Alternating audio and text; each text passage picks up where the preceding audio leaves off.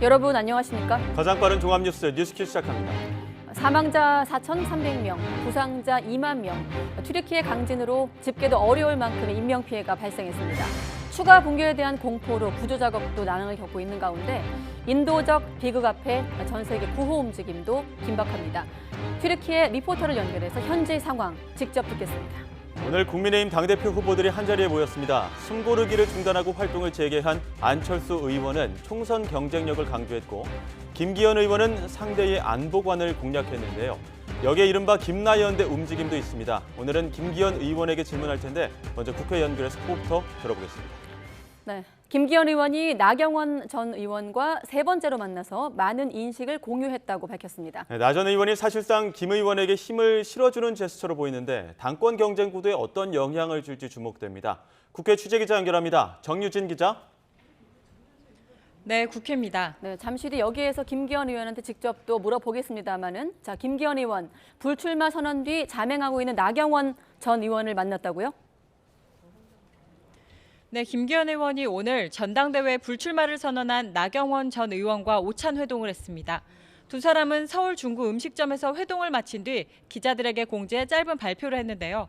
나 전 의원은 전당대회가 균열되는 모습이 안타깝다면서 윤석열 정부의 성공과 내년 총선 승리가 중요하다는데 두 사람이 인식을 공유했다고 밝혔고 김 의원도 보수우파 정당의 가치를 지키고 공유하는 자리였다고 강조했습니다. 분열의 전당대회로 되어가는 것 같아서 굉장히 안타깝다는 말씀을 드리면서 어떤 대한민국을 만드는 것인가에 대한 그런 많은 이야기, 또 당에 대한 애당심 그리고 충심에 대해서 충분한 이야기를 나누었습니다. 또 많은 인식을 공유했습니다. 저와 함께 앞으로 여러 가지 많은 논의를 하겠다고 하는 의미라고 이해하시면 될 것 같고요. 당에서 당협위원장을 맡고 있는 나 전 의원이 공개적인 지지 선언을 할 수는 없지만 김기현 의원이 삼고초려에 나 전 의원이 사실상 지지를 보낸 것이 아니냐는 해석이 나옵니다. 오늘 회동이 차기 당권 구도에 어떤 영향을 미칠지 주목되는 가운데 대통령실의 공개적인 비판을 받고 어제 하루 몸을 낮췄던 안철수 의원은 오늘 국민의힘 정견 발표회장에서 활동을 재개했습니다. 안 의원은 대통령실과의 불협화음을 언급하면서도 민주당 지도부가 수도권 출신으로 이루어져 있다는 점을 강조하면서 자신을 수도권을 탈환할 도구로 사용해달라고 강조했는데요. 일각에서 제기된 중도 사퇴설도 일축하며 오히려 김 의원이 사퇴해서는 안 된다고 받아쳤습니다. 절대로 김기현 대표님 사퇴하시면 안 됩니다. 끝까지 함께 대결했으면 합니다. 1위 후보 사퇴하시는 거 보셨습니까? 친이준석계로 분류되는 당대표 후보 천하람 순천갑 당협위원장은 윤석열 대통령의 당무 개입 논란을 꼬집으며 대통령 공천 불개입 조항을 추가하겠다며 다른 후보들과 차별화를 들고 나섰습니다.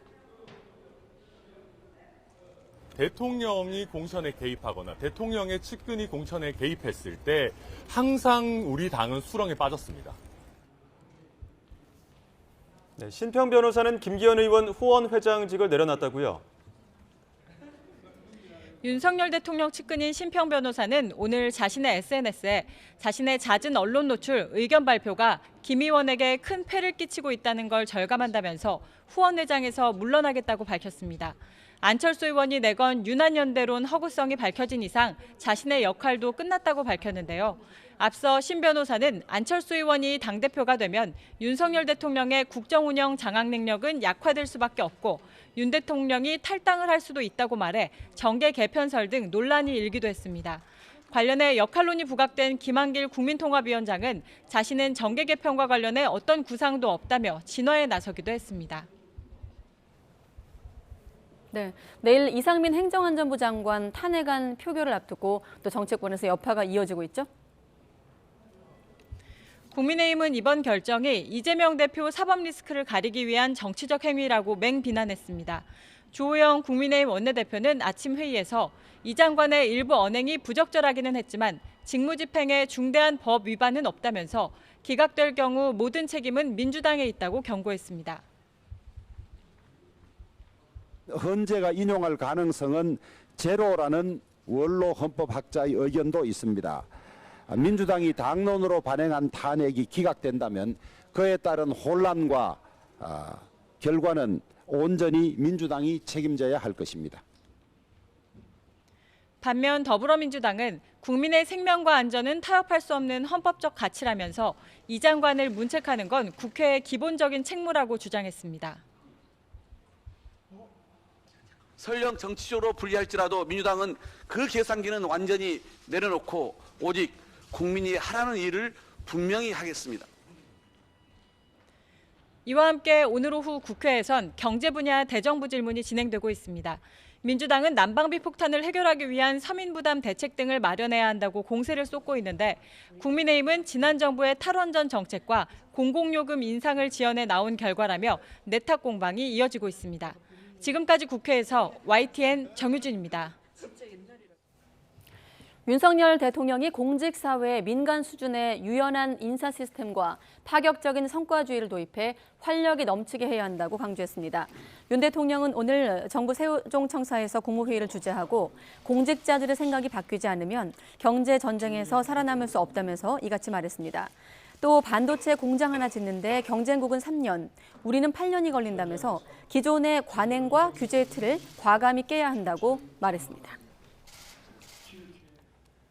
대통령실은 노동과 교육, 연금 등 이른바 3대 개혁에 정부 개혁까지 더해 3+1 개혁을 윤석열 정부 20개 중점 추진 과제로 선정했습니다. 대통령실은 신년 업무보고가 마무리되면서 중점 국정과제를 뽑았다며 이같이 설명했습니다. 이를 위해 이관섭 국정기획수석을 팀장으로 중점 과제 관리 TF를 꾸려 긴밀하게 관리할 거라고 전했습니다. 네, 대장동 위례 신도시 개발 비리를 수사해온 검찰이 이번에는 백현동 특혜 의혹과 관련해 무려 40여 곳을 대상으로 대대적인 압수수색에 나섰습니다. 이런 가운데 이재명 더불어민주당 대표는 오는 10일 2차 조사를 받으러 검찰에 출석하기로 했습니다. 취재기자 연결합니다. 나혜인 기자. 네, 서울중앙지방검찰청입니다. 네, 40여 곳 압수수색. 자, 백현동 개발 관련 압수수색 지금도 진행 중입니까? 네, 압수수색 대상이 워낙 많아서 아직 모두 끝나지 않았습니다. 대장동 위례신도시 수사를 담당하는 서울중앙지검 반부패 수사일부가 오전부터 영장 집행에 나섰는데 다른 부서 지원까지 받아서 투입된 인원은 전체 180명이 넘습니다. 경기도 성남시 백현동 개발 사업에 관련된 성남시청과 성남도시개발공사, 부동산 개발회사 아시아 디벨로퍼 사무실 등에서 관련 자료를 확보하고 있습니다. 이 밖에도 앞서 경찰에서 알선 수재 혐의가 있다고 결론낸 김인섭 전 한국하우징기술 대표와 아시아 디벨로퍼 대표 정모 씨의 주거지도 압수수색 대상에 포함됐습니다. 네, 이번 사건의 핵심 인물인 김인섭 씨는 이재명 대표와 가까웠다고도 알려졌죠. 네, 백현동 특혜 의혹은 지난 2015년 부동산 개발회사 아시아 디벨로퍼가 과거 이재명 대표의 선거대책본부장을 지냈던 김인섭 씨를 영입한 뒤에 성남시에서 한 번에 4단계를 건너뛰는 용도 변경 허가를 받았다는 게 핵심입니다. 앞서 이번 사건을 1차 수사한 경찰은 김 씨가 이 과정에서 모종의 역할을 하는 대가로 시행사 지분을 받기로 했다고 보고 알선 수재 혐의로 검찰에 송치했습니다. 검찰은 이 밖에도 당시 성남시장이었던 이 대표와 정진상 전 정무조정실장, 유동규 전 본부장 등의 배임 혐의 같은 사건도 모두 한꺼번에 수사하겠다며 경찰에 이송을 요청했습니다. 이미 성남시청에서 기초자료는 제출을 받았고 용도 변경뿐만 아니라 애초 개발에 참여하기로 했던 성남도시개발공사가 사업에서 빠지고 임대주택 비율이 줄거나 기부 체납 용지가 성남시에 불리하게 바뀐 경위 등을 들여다볼 것으로 보입니다. 일단 이재명 대표는 지난 대선을 앞두고 백현동 용도 변경은 국토교통부 요청에 따른 것이었다고 밝혔다가 허위사실 공표 혐의로 기소돼 1심 재판을 받고 있습니다. 검찰은 국토부 외압 때문이 아니라 이 대표가 자체적으로 검토해 백현동 땅 용도 변경을 결정했다고 판단했습니다. 또 이 대표의 최측근 정진상 전 실장은 백현동 사업이 추진되던 시기 김인섭 씨와 1년 동안 115차례 통화한 사실이 드러나기도 했습니다. 정 전 실장은 이미 대장동 뇌물 혐의로 구속 기소돼 수감 중인데 오늘 압수수색 대상에는 정 전 실장의 구치소 수용실도 포함됐습니다. 네, 일단 이재명 대표 대장동 의혹으로 2차 검찰 조사를 앞두고 있죠? 네, 더불어민주당은 이재명 대표가 이번 주 금요일인 오는 10일 서울중앙지검에 출석하기로 했다고 밝혔습니다. 민주당은 주중에는 당무와 국정에 집중해야 해서 주말에 출석하겠다는 입장을 여러 차례 전했지만 검찰이 평일 출석을 강경하게 고집했다며 민생을 챙겨야 하는 당대표 사정을 애써 외면하는 태도가 유감스럽다고 했습니다. 이어 이 대표는 이번 추가 조사에서도 앞서 제출한 서면 진술서 내용으로 답변을 가름해 방어권을 행사할 방침이라고 전했습니다. 다만 출석 시각을 두고는 검찰과 신경전이 이어지고 있습니다. 민주당은 이 대표가 10일 최고위원회의를 마친 뒤 오전 11시쯤 나가겠다고 했지만 검찰은 첫 조사 때와 마찬가지로 조사할 양이 많다며 오전 9시 반 출석을 요구하고 있습니다. 지금까지 서울중앙지검에서 전해드렸습니다. 네, 국민의힘 경선 대회가 한 달 앞으로 다가오면서 오늘 비전 발표 회의를 기점으로 후보들 간의 신경전도 본격화하고 있습니다. 특히 숨고르기를 중단하고 활동을 재개한 안철수 후보, 또 나경원 전 의원을 만난 김기현 후보, 두 양강 후보 구도 속에 윤심 논란도 수그러들지 않고 있는 분위기입니다. 오늘은 김기현 의원 만나보겠습니다. 네, 안녕하십니까, 의원님? 반갑습니다. 네. 오늘 뉴스큐에 모시기 직전에 속보가 두어 가지 있어서 먼저 속보부터 확인하고 차근차근 질문 드리겠습니다. 아까 저희 기자도 전해준 것처럼 나경원 전 의원은 3번째 만나셨거든요. 어떻습니까? 일단 사실상 지지선언 이렇게 나오고 있는데 직접 확인 좀 해주시죠. 뭐 사실상 지지선은 그러면 아마 그게 팩트일 것이고요. 예. 우리 당은 당교의 이제 그 당협위원장 혹은 네. 그 국회의원은 선거운동을 못하게 되어 있습니다. 그러니까 공개의 석상에서 누굴 지지한다 이렇게 하면 시비가 걸릴 여지가 있습니다. 네. 그래서 실제 그 뭐 그런 표현에 좀 조심스러운 측면이 있어서 표현을 굉장히 정제해서 네. 그렇게 서로 인식을 공유했다 이런 표현을 쓴 것이고요. 근데 실제 내용은 우리가 그 보수당의 뿌리, 이 정통 우파의 뿌리를 지난 20년 동안 정치하면서 우리 나경원 대표님하고 저하고는 늘 공유해 온 사이입니다. 네. 그러니까 보수의 가치를 지키기 위해서 싸울 때도 싸우고 또 핍박을 받을 때는 같이 핍박도 받고 저도 문재인 정권에서 압수수색을 39번씩이나 압수수색이나 뭐 구속영장이나 영장 신청을 제 주변 사람들에게 네. 39번이나 당하면서 1년 반 동안 저희 그 먼지털이식 수사를 받았고요. 네. 또 나경원 전 대표 같은 경우에도 우리 우파의 어떤 전사 아니었습니까? 예. 그러면서 이 패스트트랙 같은 터무니없는 공직선거법, 공수처법 그에 한가하다가 지금 재판까지 받고 있는 그야말로 같은 이게 뭐 전투의 현장에서 같이 싸웠던 동지이기 때문에 네. 그런 인식이 공유되어 있고요. 그래서 특히 이제 내년 총선이 윤석열 대통령의 성공 그리고 우리 국민의힘의 성공에 가장 중요한 그런 현안이기 때문에 네. 그러니까 우리가 그런 오랫동안 우리 당을 위해서 같이 동고동락하면서 이 어려운 과정을 극복하고 오늘처럼 이렇게 재건해 놨는데 네. 우리가 이 시점에 손을 같이 잡고 가야 된다. 그렇게 마음을 모은 것이기 때문에 네. 실제로 아마 뭐 당연히 내부적으로는 서로 그렇게 같이 공동보조를 맞춰 나가기로 했다. 사실상 뭐 지지선은 이렇게 표현하는 것이 뭐 전혀 문제가 없다. 네. 그렇게 말씀드릴 수 나 전 있습니다. 의원이 당협위원장 신분이기 때문에 예, 네. 외부적으로 표현하는 데 여러 가지 한계가 있다. 그 점을 네. 양해해 주셨으면 좋겠습니다. 나 전 의원 질문은 잠시 뒤에 좀 여러 가지 준비해놨기 때문에 하기로 하고 또 한 가지 심평 변호사 후원회장을 또 사퇴하겠다는 속보가 들어왔는데 이것도 역시 직접 확인 좀 해주시죠. 예, 사실 좀 이렇게 뭐 저희 생각하고 네. 다르게 또 이제 본인의 그 개인적 의견을 말씀하신 것인데 원래 심평 변호사님 그분이 굉장히 정치적으로 자유로운 의견을 개진하신 분이고 네. 또 나름대로 굉장히 의미 있는 발언들을 많이 하세요. 그런데 이제 하필 또 제 후원회장을 맡아 보니까 혹시 그것이 또 내 생각을 대변한 것이 아니냐 네. 이렇게 될 수 있는 여지가 있고 해서 좀 그랬는데 뭐 본인 또 스스로 이 심평 변호사님께서도 후보자에게 부담을 줄 필요는 전혀 없다. 그리고 본인의 역할을 그만큼 충분히 했다라고 말씀하시면서 아주 쿨하게 그 자리를 흔쾌히 그렇게 내려놓겠다 그래서 사실 저는 감사하게 네, 생각하고 최근 있습니다. 논란 과정에서 이제 후원회장을 맡았던 심평 변호사가 대통령의 탈당 혹은 정계 개편을 언급하면서 논란이 불거졌고 이제 사퇴까지 하게 된 건데 일련의 과정에 대해서 후보로서의 어떤 생각을 좀 듣는다면요? 뭐 저는 그 심평 변호사님 말씀하신 것 자체가 여러 가지 시중에 떠도는 얘기들이 있습니다. 네. 그러니까 뭐 그 중에 하나의 의견을 채택한 것이 아닌가 생각하는데 저희 입장에서는 네. 우리 당을 내가 어떻게 만들어가고 지켜왔는데 정말 그냥 그 벽적 감두에 네. 놓여 있으면서도 탈탈 털리면서도 이 당을 지켜왔는데 이 당을 깬단 말입니까? 저는 그런 생각은 없고요.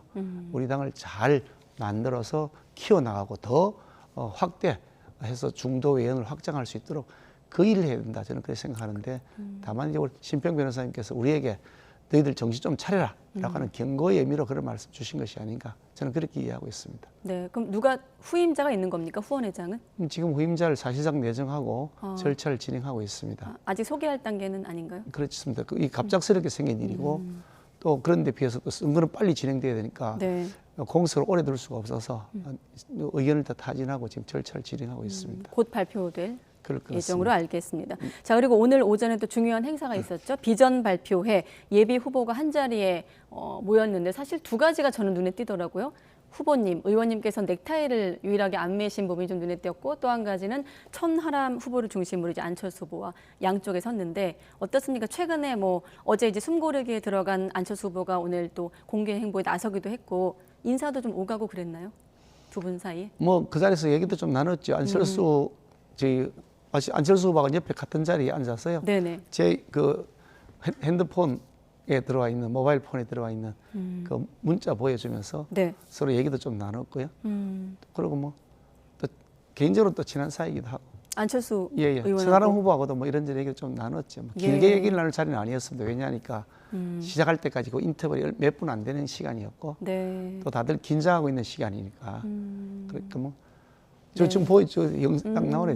근데 이런 모습도 있었지만 또 끝나고 나서 안철수 후보한테 기자가 질문을 하지 않았습니까? 네. 뭐 중도 사퇴 가능성에 대해서 질문을 했고 아까 같이 보셨는데 그 장면을 마침 사실 질문을 잘못 이해한 것 같기도 하고 아니면 의도적으로 그렇게 말한 것 같기도 한데 김기현 의원님이 사퇴하시면 안 된다 이런 말을 했거든요. 보셨잖아요. 어떻게 들으셨습니까? 저는 백브리핑 할 때 그 자리에 없어서 네. 보도된 것만 봤습니다만 어떤 질문을 어떻게 했는지 잘 모르겠는데 네. 언론 보도된 내용만 보면 조금 동문서답하신 것 같다. 그동안 하루 동안 일정을 중단하고 네. 사실상 이렇게 뭐 잠익을 한 것 아니겠습니까? 예. 내부적으로 모든 일정을 중단했다는 것 자체가 그럼 혹시 사퇴하는 것이냐 이런 얘기들이 시중에 있었잖아요. 예. 그런 차원에서 아마 질문했을 것이라고 보는데 제가 사퇴한다는 말은 나올 일도 없고 나올 일도 없고 근데 느닷없이 김기현 사퇴하면 안 된다 그러셔서 네.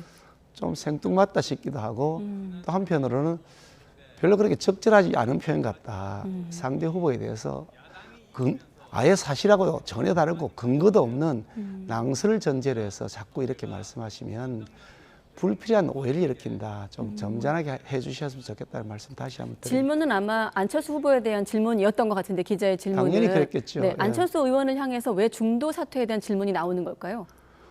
뭐 갑자기 또 일정을 중단하고 뭐 칩거에 들어갔지 않습니까? 예. 또 이분이 그 대통령직 인수위원장 할 때 대통령직 인수위원장 하면서 또 하루 가출하고 잠적했지 않습니까? 네. 그때도 뭐 사퇴를 하는 이유가 뭐니 뭐 이런 얘기들이 다 나왔지 않습니까? 예.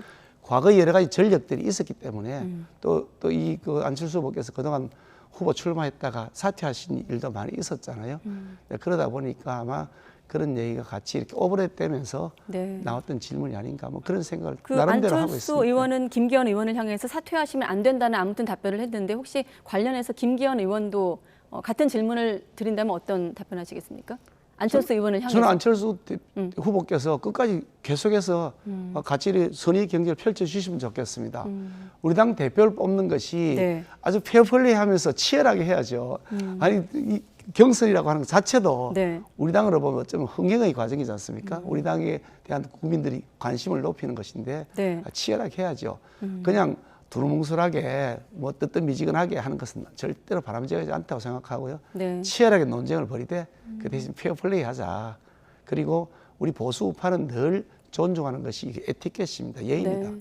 정중한 예의를 잘 지켜서 서로 그렇게 했으면 좋겠다. 그런 말씀 드리고 싶습니다. 전당대회 국면 초기에도 그렇고 사실 뭐 윤핵관이라는 말도 사실 지난 대선 국면에서 이준석 전 대표와 대통령의 갈등 사이에서 등장한 말이고 뭐 많이 들으셨을 거예요. 윤핵관 또 윤심 논란 어떻습니까? 뭐 부정하신 인터뷰도 제가 보긴 했는데 이 윤심이 김기현 후보를 향해 있다는 시각과 함께 김영우 전 의원 같은 경우는 윤심을 먼저 끌어들인 것은 김기현 후보 아니냐 이렇게 김기현 후보 측 아니냐 이런 주장을 하고도 있는데요. 어떻게 보십니까? 사실 터무니없는 얘기입니다. 인터뷰 다 찾아보시죠. 제가 지상 인터뷰를 한 것도 있고 라디오, TV 인터뷰 한 것도 다 있습니다. 네. 그 어디에도 제가 윤심 후보라고 제 입으로 말한 적이 없습니다. 거꾸로 제가 윤심 후보가 아니라 민심 후보다라고 한 것은 있을 겁니다. 저는 민핵관이다. 국민민자 민핵관이다. 네. 국민민자 민심 후보라고 여러 차례 말씀드렸는데 자꾸 이렇게 사실과 다른 얘기를 자꾸 하시면 곤란하다. 주변에 있는 분들이 평가를 하시죠. 그럼 대통령이 뭐 누굴 더 선호할 것이냐 이런 얘기들이 있을 수 있겠죠. 예. 근데 그분들의 그 평가에 관한 것이고 또 언론이나 이런 분들이 뭐라고 평가할 수는 있겠지만 그거는 그분들의 평가인 것이지 저 입으로는 그렇게 말한 적이 없는데 자꾸 그렇게 이게 뭐 조금 불필요한 오해를 일으키도록 하시면 곤란하다. 네. 그런 말씀을 드리고 그러면 싶습니다. 김 의원께서는 그런 말씀을 본인이 하신 적이 없고, 자 그럼 지금의 최근의 일련의 과정들, 이를테면 오늘 만난 나경원 전 의원, 또 유승민 전 의원, 또 이를테면 안철수 후보까지 반윤 후보가 교통정리되어가고 있다라는 이제 언론 보도도 많이 보셨잖아요. 대통령실과 이를테면 비윤 혹은 반윤 후보들 간의 어떤 대립구도 사실 이번 전당대회에서 주력 주자이신데 이런 일련의 과정들에 대해서 책임감도 있으실 것 같고 좀 부담감도 있으실 것 같아요. 이렇게 질문드리면 어떻습니까? 교통정리라는 것은 저는 잘 이해가 안 되고요. 아니 그 절차를 따라서 진행하고 본인이 선택해서 출마하거나 말거나 하는 것인데 본인이 불출마한 것, 특히 나경원 전 대표 같은 경우 뭐 이런저런 얘기 있었지만 예. 본인이 영원한 당원으로서 당에 대한 애정을 가지고 있는 그런 분이셔서 여러 가지 전국 상황을 보니 네. 본인이 불출마하는 것이 좋겠다고 판단했을 것이라고 저는 그렇게 짐작이 됩니다. 그걸 가지고서 자꾸 이렇게 너무 과도하게 그렇게 하면 오히려 이 나경원 전 대표가 했던 그런 결단에 대해서 적절하지 않은 평가를 하는 것이다. 저는 그런 생각을 말씀드리고요. 네. 그리고 지금 뭐 유승민 전 대표를 지지했던 많은 분들이 저를 지금 이미 지지하고 있거든요. 한두 명이 여러 명이 계세요. 네. 공개적으로 지지하겠다는 말씀을 저한테 하신 분도 계시고 그런데 뭐 교통정리라고 해서 교통정리를 당했다고 한다면 그분들이 저를 지지하겠습니까? 그런 식으로 자꾸 좀 안 하셨으면 좋겠다. 각자 가지고 있는 자신의 장점 가지고 그래서 선의의 경쟁을 했으면 좋겠다. 아, 유승민 전 의원의 지지층이 김기현 의원한테 왔다라고 보시는 건데 보는 게 아니고요. 네. 그동안 유승민 전 대표와 정치적인 행보를 같이 했던 분들이 꽤 많이 계세요. 우리 네. 당에요. 우리 당에 그동안 유승민 전 대표에 대한 여러 가지 애정을 가지고 네. 정치적 노선도 같이 해왔던 분들이 꽤 많이 계신데 그분들 중에 상당수가 저 김기현을 이미 지지하고 있습니다. 네. 지지하는 활동들도 하고 있고요. 그렇기 때문에 저는 유승민 전 대표를 지지했던 분들도 저를 지지하고 나경원 전 대표를 지지했던 분도 저를 지금 지지하고 본인도 이제 스스로 김기현을 지지한다는 의사를 사실상 표현한 것이고 네. 다 그래서 제가 연대와 포용과 탕평을 통해서 다 하나의 대통합을 이루어가겠다 말씀드리는 거잖아요. 네, 마침 비슷한 질문으로 어제 천하람 후보가 이 시간에 나오셔서 대신 좀 물어봤으면 하는 질문이 뭐였냐고 했더니 나경원 전 의원의 손을 잡으면 나경원 전 의원의 지지층이 올 것 같은지 생각하시느냐라고 여쭤봐달라고 했거든요. 나경원 전 대표를 지지했던 분 중에 절대 다수가 네. 정통 보수 우파의 뿌리를 가져왔던 분들입니다. 민주당과 치열하게 싸우고 네. 때로는 그 싸우는 현장에서 고통도 당하고 핍박도 받고요. 저와 나경원 전 대표는 같은 길을 걸어온 동지입니다. 그 네. 같은 길이라고 하는 것이 정치적 소신과 철학이 같았기 때문에 그와 같은 길이라고 말씀드리는 것이고요. 네. 그러니까 지지층도 당연히 저하고 중첩이 되는 것이죠. 그래서 나경원 전 대표가 김기현과 함께 손잡고 이번 전당대회에서 우리 당을 재건하겠다 의지를 사실상 표현한 것 자체가 굉장히 의미가 큰 것이다. 그렇게 말씀드리고 싶습니다. 아무튼 오늘 나경원 전 의원을 전격 만났고 일단은 충분한 얘기를 나눴고 많은 인식을 공유한다고 했습니다만 나 전 의원을 향한 세 번째 이제 만남이지 않습니까? 그렇다 보니 나 전 의원 오늘도 사실 조금 피곤해 보이긴 하던데 나 전 의원에게 좀 시간과 공간을 줘야 한다는 의견과 함께 당이 나 전 의원을 향해서 2차 가해, 3차 가해를 하는 것 아니냐는 이런 인식도 있거든요. 그동안 충분한 시간과 공간을 드렸고요. 또 만나기도 오늘 세 번째 만난 겁니다. 예. 그동안 전화 통화도 몇 번 시도도 했고 문자도 주고받고 했습니다만 만나기도 세 번째 만났고 첫 번째 집으로 찾아가서 만날 때도 네. 사전에 제가 갈 것이라고 미리 알려드렸고 그랬더니 밤 10시쯤 집으로 돌아오신다. 본인이 그때쯤 돼야 집에 들어오신다고 알려주셔서 네. 그 시각에 맞춰서 갔고요. 거기에 다녀온 다음에 제 페이스북에다 제가 글을 올린 것이 있습니다. 네. 그 글을 올릴 때도 사진에 그럼 제가 글을 올리겠다. 본인에게 그 양해를 구했고 좋다. 예. 그럼 문안을 내가 최종적으로 합의해서 올리겠다. 그래서 제가 초안을 만들어 드린 다음에 본인의 의사가 또 그게 가미되어서 최종적으로 그렇게 합의된 문안을 제가 올린 것이거든요. 네. 그리고 그 외에 서로 입장에 대해서 오해가 생기지 않도록 하자. 그래서 제가 그런 약속을 지켰던 사람이고요. 네. 강릉으로 찾아갈 때도 강릉에 다녀온 다음에 거기서 많은 얘기를 나눴습니다. 그렇게 많은 얘기를 나눴지만 제가 강릉에서 다녀온 다음에 거기에서 있었던 일에 대해서는 서로가 지켜야 될 신의가 있기 때문에 네. 말씀을 안 드린 것이고요.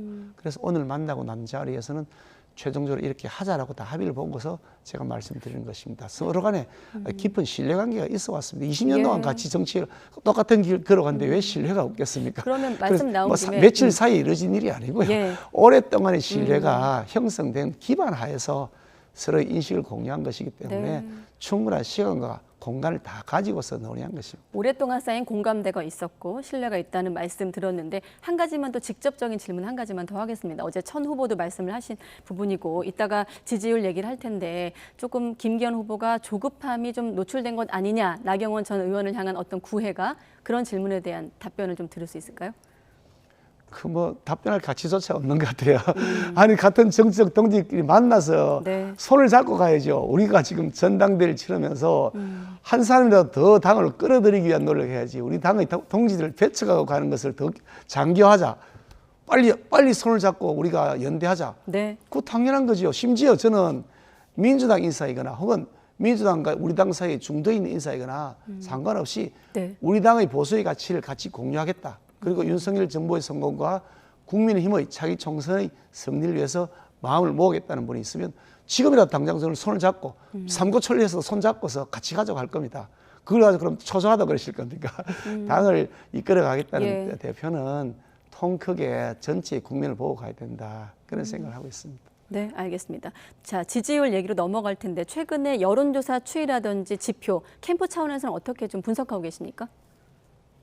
뭐 지금 여론조사를 하는 것이 국민의힘을 지지하느냐라고 네. 물어가지고 그것을 이제 통계표로 내놓는 것인데요. 네. 국민의힘을 지지하느냐 한다고 해서 그분들이 무슨 당장 그 책임당원들이 아니세요.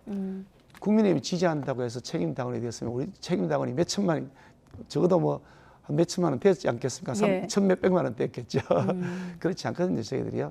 그러니까 그거는 책임당원이 유권자의 뜻을 그대로 다 표현하는 것이라고 보기는 어렵고요. 예. 다만 그 중에서 좀 더 정확하게 그런다면 아마도 대통령에 대한 지지를 윤석열 대통령에 대한 직무 수행을 좋다고 평가하는 지지를 하는 분들이 아마 네. 책임당원들의 압도적인 숫자일 거거든요. 그 사람을 기준으로 해서 보는 것이 맞다. 그 사람들을 기준으로 해서 보면 네. 김기현이가 안철수 후보를 앞서고 있는 것이 모든 통계에서 나오고 있다. 어떤 통계는 보니까 그저께인가 나왔던데요. 예. 57%인가 윤석열 대통령이 일 잘한다는 분들 중에서 네. 김기현을 지지하는 것이 57%왜 이렇게 나온 기사도 있더라고요. 그게 좀 더 책임당원의 뜻을 잘 대변하는 것이다. 저는 그렇게 이해하고 있습니다. 대통령 국정 운영에 대해서 긍정평가한 응답자를 중심으로 한 조사에서는 김기현 의원 께서 그렇습니다. 유리하다 예, 이렇게 그렇습니다. 예. 분석하시고 계시는데, 한 가지가 대구 지역 같은 경우, 대구 경북 지역 같은 경우 또 일부 조사에서는 안철수 후보가 물론 오차범위 아닙니다만 앞선다는 조사도 있고, 조금 더 세부적으로 부울경, 이를테면 많이 들으신 단어 김장연대 텃밭인 지역에서조차도 안철수 후보가 좀 앞서는다는 결과도 있는데 그 부분은 어떻게 좀 분석하고 계십니까? 이게 사실 여론조사 결과에 따라서 다 엎치락뒤치락 하고 있는데요. 예. 방금 말씀하신 그 통계 자료를 제가 보니까 네. 대구 경북에 대구와 경북을 총 통틀어서 43명 조사했습니다. 43명이요. 대구 경북 통틀어서 43명 조사해가지고 대구 경북의 지지율 누구다 이런 거는 넌센스 중에 넌센스 아니겠습니까? 네. 아마 그 플러스 마이너스 오차를 아예 계산할 수 없을 거다. 7, 80% 될 겁니다. 예. 그런 것인데다가 그 부산, 울산, 경남도 했으니까 72명 했대요. 네. 72명 조사를 가서 부산, 울산, 경남의 인구가 800만 명입니다. 800만 중에 72명 조사를 해가지고 지역의 지지율을 평가한다.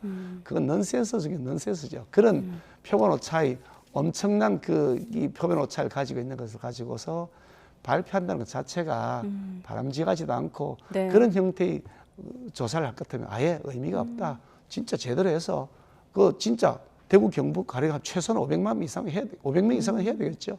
네. 그게 의미가 있는 것이다. 그래 생각합니다. 그래도 전당대회를 한 달 앞둔 시점에서 캠프 차원에서 앞으로 좀 공략을 한다면 어떤 점을 좀 중점적으로 공략하실 계획이신가요?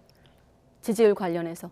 지지율을 보고서 저희들이 그 뭐 선거운동을 하는 것은 아니고요. 지지율은 우리 선거운동의 목표가 잘 설정되고 캠페인을 잘 벌이면 지지율은 따라오는 것이니까 네. 어떻든 지지율이 이렇게 들락날락 한다는 것 자체보다는 안정적인 것이 더 좋으니까 더 안정적으로 앞서 나가는 지지율을 만들기 위해서 노력을 하고 있고요. 네. 기존에 나고 있는 여러 가지 여론조사 결과는 그런 면에서 중요한 참고치로 보고 있습니다. 네, 다시 안철수 의원 얘기를 좀 더 하면 SNS를 통해서 직접 또 안철수 의원을 향해서 몇 가지 질문을 던지셨더라고요. 아까 보수의 가치를 함께 한다면, 지향한다면 누구라도 같이 하실 수 있다는 그런 맥락에서 나온 어떤 흐름인 것 같은데 안철수 의원을 향한 어떤 정체성에 대한 질문인데 좀 설명해 주시죠. 그렇죠. 그러니까 뜻을 같이 하고 방향을 같이 하면 다 같이 갈 수가 있죠. 그러니까 네. 안철수 후보도 당연히 우리 당의 당원이고 같이 가야 된다고 보는데 네. 문제는 우리 당의 대표가 되는 경우는 본인의 정체성, 이 자신이 지향하는 가치에 대한 소신, 네. 그것들을 명확하게 할 필요가 있다는 거죠. 그러니까 우리 당의 일단 구성원 중에 한 사람이다. 그냥 일반 당원이다 그러면 그것은 완오버 댐의 문제니까 좀 더 다른 차원의 문제겠지만 당의 대표가 된다는 것은 그 당의 얼굴이고 표상인데 네. 그분이 가령 사드 배치에 대해서 우리 당과 다른 입장을 가졌다. 우리는 사드 배치를 통해서 네. 대한민국의 안전보장을 지켜야 된다는 입장인데 거기에 대해서 사드 배치를 하면 안 된다고 입장을 밝혔다면 그 이유는 무엇이고 지금은 그것을 철회했다고 한다면 왜 철회했고 앞으로는 어떻게 할 것이냐. 가령 신영복 같은 분, 네. 이분은 사실 뭐 이게 국가보안법 이렇게 지금 징역을 뭐 무기징역인가 이렇게 받았던 분 아닙니까? 네. 그랬다가 나중에 이제 감형돼서 나오셨는데 그분이 본인이 스스로 나와서 나는 사상 전향하지 않았다고 공식적으로 그렇게까지 했거든요. 사상 전향서를 쓰고 나왔다고 하는데 그 후에 사상 전향하지 않았다고 언론 인터뷰까지 했단 말이죠. 그렇다 그러면 이분은 그 공산주의자 아니냐, 북한에 동조하는 분 아니냐라는 의심을 가지게 되는 거잖아요. 네. 근데 그런 분에 대해서 존경한다거나 위대한 지식인이라고 만약에 평가하신다면 그러면 과연 우리 대한민국 자유민주주의에 대한 본인의 소신과 철학은 뭐냐? 우리는 그 자유민주주의를 지키기 위해서 목숨을 걸고 피를 흘려 싸운 그런 그 정당이고 그런 우리 정치 세력인데 그래서 그런 부분들에 대해서는 본인의 정체성을 우리 당원들에게 설명하는 것이 옳다. 당대표가 되시겠다 그러면 네. 적어도 그런 부분을 설명하시는 것이 오히려 본인 스스로를 위해서도 바람직한 것이다. 저는 그렇게 생각합니다. 안철수 의원은 단일화 과정 또 정권 교체로 이미 자신의 생각을 증명했다고 반박하고 있는데 여기에 대한 재반박을 하신다면요? 정권 교체에 뭐 단일화해서 했다고 해가지고 본인이 가지고 있는 생각이 달라졌다고 하는 건 아니죠. 본인이 단일화 여러 차례 하셨잖아요. 사실은 네. 뭐 안철수 후보는 여러 차례 단일화했습니다. 또 예전에 그 박원순 네. 민주당 시장 후보하고도 단일화했었고요. 또 나중에 문재인 전 대통령 후보도 밀어줬던 걸로 제가 기억하는데요. 네. 그것도 사실상 단일화 아니겠습니까? 그런 형태로 밀어주셨던 적도 있기 때문에 본인의 선택에 따라서 정책 입지에 따라서 민주당 인사하고도 민주당 대통령 후보하고도 단일화하고 네. 서울시장 후보도 단일화하고 또 필요에 따라서는 우리 당 후보하고도 단일화하는 이런 과정들을 그동안 거쳐왔단 말이죠. 그러니까 단일화했다고 해가지고 그분의 정체성이 그대로 증명된 것이라는 데서는 저는 의문을 가지고 있는 것이고요. 그러니까 차제 어떻든 우리 당이 지향하고 있는 이 네. 보수의 가치, 자유민주주의 그리고 대북 문제에 대한 인식 이런 것들에 대해서는 확실하게 자신의 입장을 밝히셔야 된다. 아니 그거는 밝혀야 되지. 본인 스스로 밝히는 것이 훨씬 더 좋죠. 토론회 때도 같은 질문이 나오겠네요. 아무래도. 글쎄요. 아직 그런 생각을 한 것은 아닙니다만은 예. 이번에 밝히시는 것이 유권자들에 대한 기본적인 도리라고 생각합니다. 네. 자, 또 다시 천하람 후보 얘기인데 경쟁 후보가 또 가세했습니다. 천하람 위원장은 본인의 등장이 안철수 후보한테 위협적이 될 거라고 이제 말을 하기도 했는데 자, 천하람 위원장이 미칠 영향력 더불어 이준석계 최고위원 후보도 있지 않습니까? 함께 질문 드리면 어떻게 좀 파악하고 계십니까? 뭐 이준석 전 대표가 아마 천하람 후보를 뭐 지원하는 것 같아 보이더라고요. 네. 후원회장도 맡았다는 거 보니까 저는 천하람 후보가 출마하는 거 뭐 아주 환영하고요. 우리 당은 건강한 정당이고 아주 선의의 경쟁을 통해서 시너지 효과를 내는 정당이라고 생각합니다. 네. 그래서 천하람 후보가 아주 선전해 주시길 바라고요. 나름대로 여러 가지 생각을 가지고서 뭐 출마하셨을 테니까 그 자신의 생각을 잘 펼쳐 주셨으면 좋겠다고 생각하고요. 다만 그 진행 과정에서 우리 내부에 대해서 네. 과도하거나 혹은 사실과 다른 그런 그 어떤 불필요한 그런 분쟁을 안 일으키도록 하시는 것이 그것이 도리 아닐까 생각합니다만 한번 잘 지켜보겠습니다. 아마 간신배 등 그런 좀 거친 언사에 대한 논란인 것 같은데 정진석 비대위원장도 좀 자제하라는 얘기를 하기도 했는데 혹시 덧붙이실 말씀 있으세요? 뭐 자제하라 그 여부를 제가 말씀드릴 수 있는 일은 아닙니다만은 예. 후보끼리 그렇게 말씀드릴 수 있는 일은 아닙니다만은 네. 우리 당에는 다른 생각을 가진 분들이 많이 계세요. 보수의 가치를 지향한다고 해서 다 똑같은 생각을 갖고 있지는 않지 않습니까? 네. 대통령에게 또 대통령과 생각이 아주 가까운 분도 있고 대통령과 조금 더 먼 거리에 있는 분도 있고 그렇지만 큰 틀에서 보면 하나의 보수당인 거죠. 그런 면에서 가지고 있는 생각이 다 다른데 자신의 생각과 다르다 그래서 간신배라고 얘기한다 그러면 그건 같은 당을 하고 있는 사람으로서의 기본 예의가 아니다. 네. 만약 그런 생각을 가지고 있다면 매우 독재적인 인식을 가지고 있는 것이 아니냐는 의심을 하게 됩니다. 네. 자신과 생각이 다르고 자신과 반대편에 서 있으면 간신배라고 할 수 있을까? 그거는 저는 아니라고 보고요. 네. 조금 그런 것들도 표현을 좀 정지하면 더 좋지 않을까 생각합니다. 혹시 당대표가 되신다면 이준석 전 대표의 관계 설정? 이를테면 뭐 연포탕이란 구호도 있습니다만 품으실 계획이 있으신가요? 지금 뭐 이준석 전 대표의 경우에는 네. 뭐 특별히 누구 특정인을 뭐 다 이렇게 한다는 것보다도 네. 누구든지 저는 원칙적으로 이렇게 말씀드리는데요.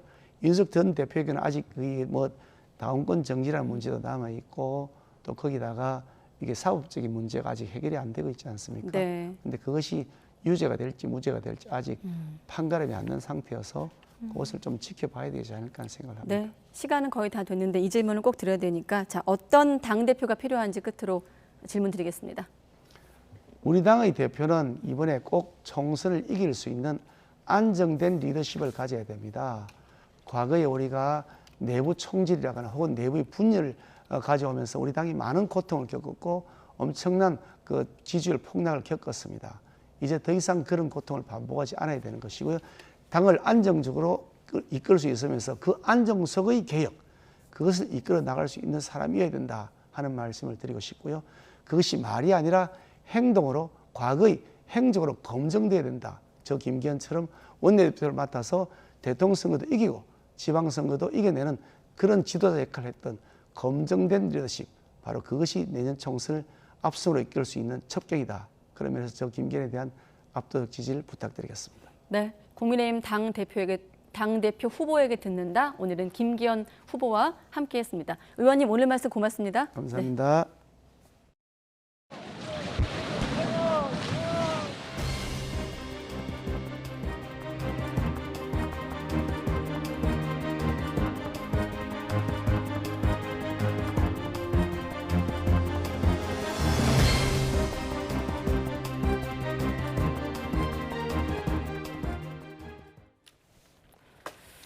네, 튀르키예 동남부에서 잇따라 발생한 강진으로 튀르키예와 인접 국가인 시리아에서 지금까지 4,600여 명이 숨졌습니다.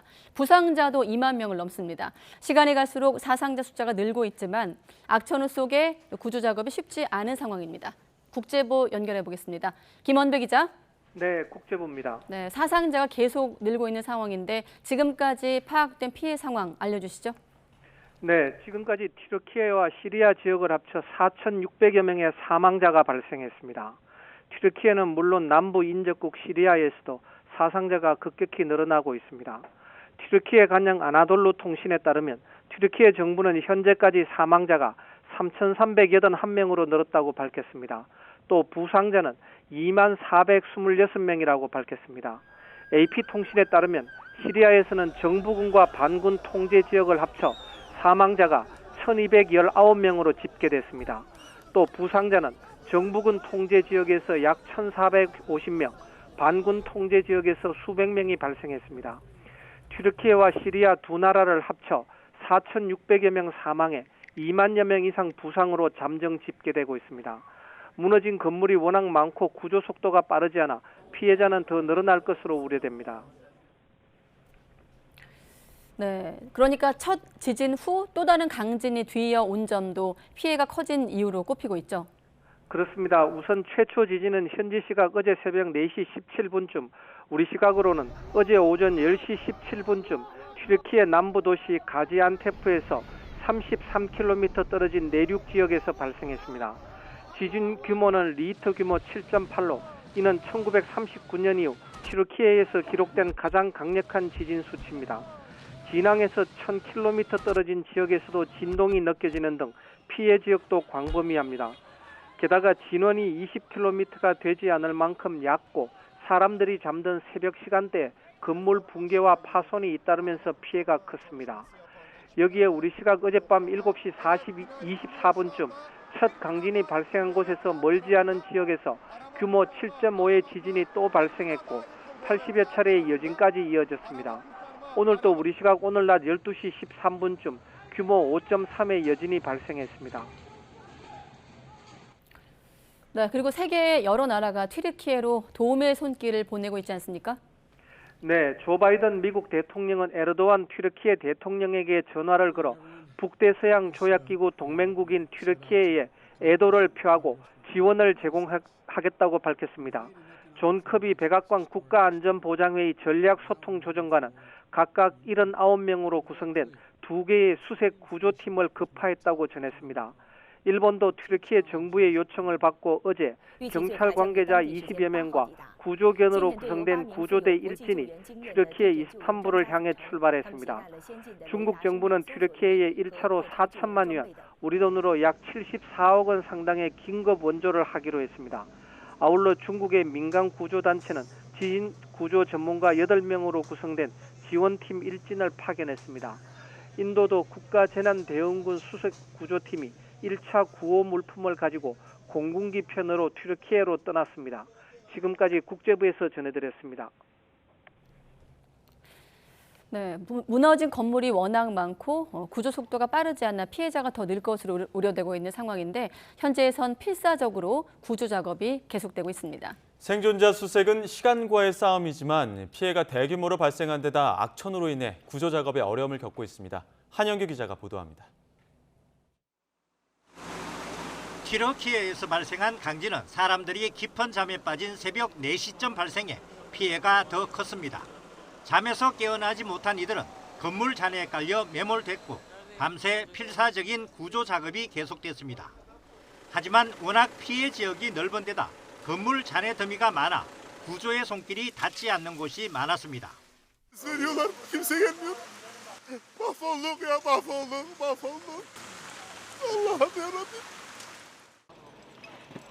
맨손으로 시멘트 더미를 치워보지만 엄청난 건물 잔해에 감당하기 힘들 정도입니다. 굴착기나 중장비도 동원됐지만 추가 붕괴 우려도 있어 구조 작업은 더디게 진행됩니다. 밤새 구조 작업 끝에 생존자를 구해내자 박수가 터져 나옵니다. 영하의 날씨에다 비와 눈이 내리는 악천후도 구조 작업을 방해하는 요인입니다. 문제는 시간입니다. 구조 작업이 늦어질수록 사망자는 더 늘어날 수밖에 없습니다. There've been heavy rains, heavy winds, and the temperatures are below zero. So we need to find people as soon as possible because people are stuck under rubble. 가까스로 목숨을 구한 생존자들도 계속되는 여진으로 인해 집으로 돌아갈 수 없고 길거리에서 노숙하는 등 고통을 겪고 있습니다. YTN 한영규입니다. 네, 거듭 강조한 대로 이번 지진 워낙 강도가 세다 보니 튀르키예에서만 건물 5천여 채가 무너진 것으로 잠정 집계되고 있습니다. 2000년을 버텨온 유명한 고성도 이번 강진을 비켜가지 못했습니다. 임수근 기자가 보도합니다. 첫 번째 지진의 진앙으로부터 서쪽으로 150km 떨어진 아다나시, 아파트 한 동이 완전히 무너졌습니다.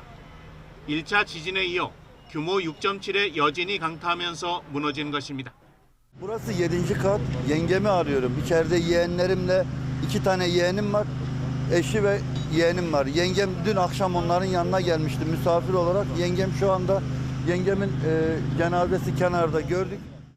지중해를 낀 하타이 지역은 피해가 더 심각합니다.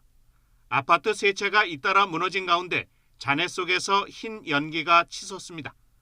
구조대원과 주민들이 생존자 수색과 구조에 나섰지만 워낙 피해가 심해 엄두가 나질 않습니다. 칼로 베어낸 듯 건물 단면이 드러나면서 주민들은 위험한 건물 안에 고스란히 갇혔습니다. 튀르키예 재난당국은 이번 강진으로 자국에서만 건물 5,600채가 무너졌다고 잠정 밝혔습니다. 구조인력 2만여 명을 급파했지만 워낙 피해 지역이 넓어 구조의 손길이 제때 미치지 못하고 있습니다. Şu ana kadar 65 ülkeden yardım ve destek talebi var. 진앙지와 가까운 가지안테프에선 문화유산인 로마 시대 성체도 피해를 입었습니다.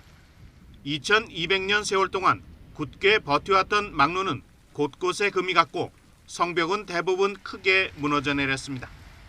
YTN 임수은입니다. 윤석열 대통령은 지진으로 큰 인명피해가 발생한 튀르키예의 레셉 타입 에르도안 대통령에게 위로 전문을 보냈습니다. 윤 대통령은 각별한 애도의 뜻을 전하며 조속한 피해 복구를 위해 모든 가능한 지원을 아끼지 않겠다고 약속했습니다. 그러면서 튀르키예는 지난 1950년 공산 침략 때 주저하지 않고 즉각 파병했던 형제국이라고 강조했습니다. 앞서 윤 대통령은 세계 최고 수준이라고 평가받는 국제구호대 60여 명 등 정부 구호단의 파견을 지시했습니다. 정부는 또 튀르키예로 단일 파견으로는 최대인 110명 규모의 해외 긴급 구호대를 파견하기로 했습니다. 외교부 당국자는 기자들을 만나 앞서 박진 외교부 장관이 긴급 구호대를 60명으로 계획하고 있다고 밝힌 것과 관련해 군 인력 50명이 긴급 구호대에 합류하게 됨에 따라 모두 110명 규모로 이루어질 예정이라고 밝혔습니다. 정부는 또 튀르키예에 500만 달러, 약 63억 원의 긴급 인도적 지원을 제공하기로 하고 향후 피해 확산 상황을 봐가면서 추가 지원도 검토하기로 했습니다. 외교부는 인도적 지원을 위한 우리 정부 선발대가 현지로 출발했다고 밝혔습니다. 또 현재까지 지진 발생 지역에서의 한국인 피해는 파악되지 않았다고 설명했습니다.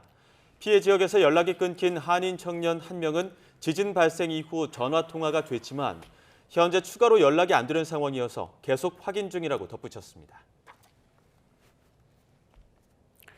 네, 이번 튀르키예 지진, 규모 7.8의 지진에 이어서 규모 7.5의 강력한 여진이 연이어서 발생을 했습니다. 네, 분석해본 결과 하나의 단층에서 발생한 지진이 아니라 두 개의 단층이 잇따라 쪼개지면서 일어난 지진이었습니다. 김진두 기자입니다.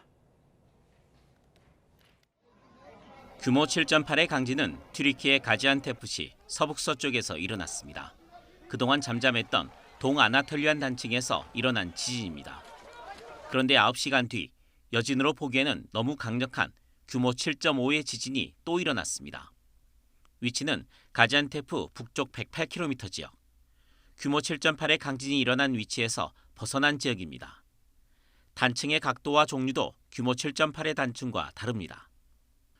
규모 7.8의 강진이 지하에 숨어있던 또 다른 단층을 자극해 지진을 일으킨 것입니다. 하나의 지진이 다른 지진을 유발했기에 여진으로 분류하지만 사실상 두 개의 강진이 하루에 일어난 셈입니다. 규모 7.8 지진이 굉장히 강력해서 해당 지진으로부터 밖으로 배출된 에너지가 주변 지역에 쌓이게 되고 규모 7.5나 되는 지진이 또 다른 지역에서 지진이 발생하는 일이 이어지게 됐습니다. 튀르키예 지역에 발달한 이 단층들은 앞선 지진에 의해서 뒤따르는 지진을 방아쇠 효과로 계속적으로 발생시키는 효과들이 발생하고 있거든요. 규모 7.8 튀르키예 강진의 위력은 어느 정도일까? 히로시마 원자폭탄은 규모 4.8의 지진 에너지와 비슷합니다. 그런데 규모 1이 올라갈 때마다 에너지는 32배가 늘어납니다. 따라서 규모 7.8의 튀르키예 강진은 히로시마 원폭 32,700개가 동시에 터진 것과 같습니다. 여기에 규모 7.5의 강진이 더해지며 피해가 눈덩이처럼 불어날 수밖에 없었습니다. 지진 전문가들은 튀르키예 강진의 여진이 앞으로 1년 이상 지속할 것으로 예상했습니다. YTN 김민우입니다.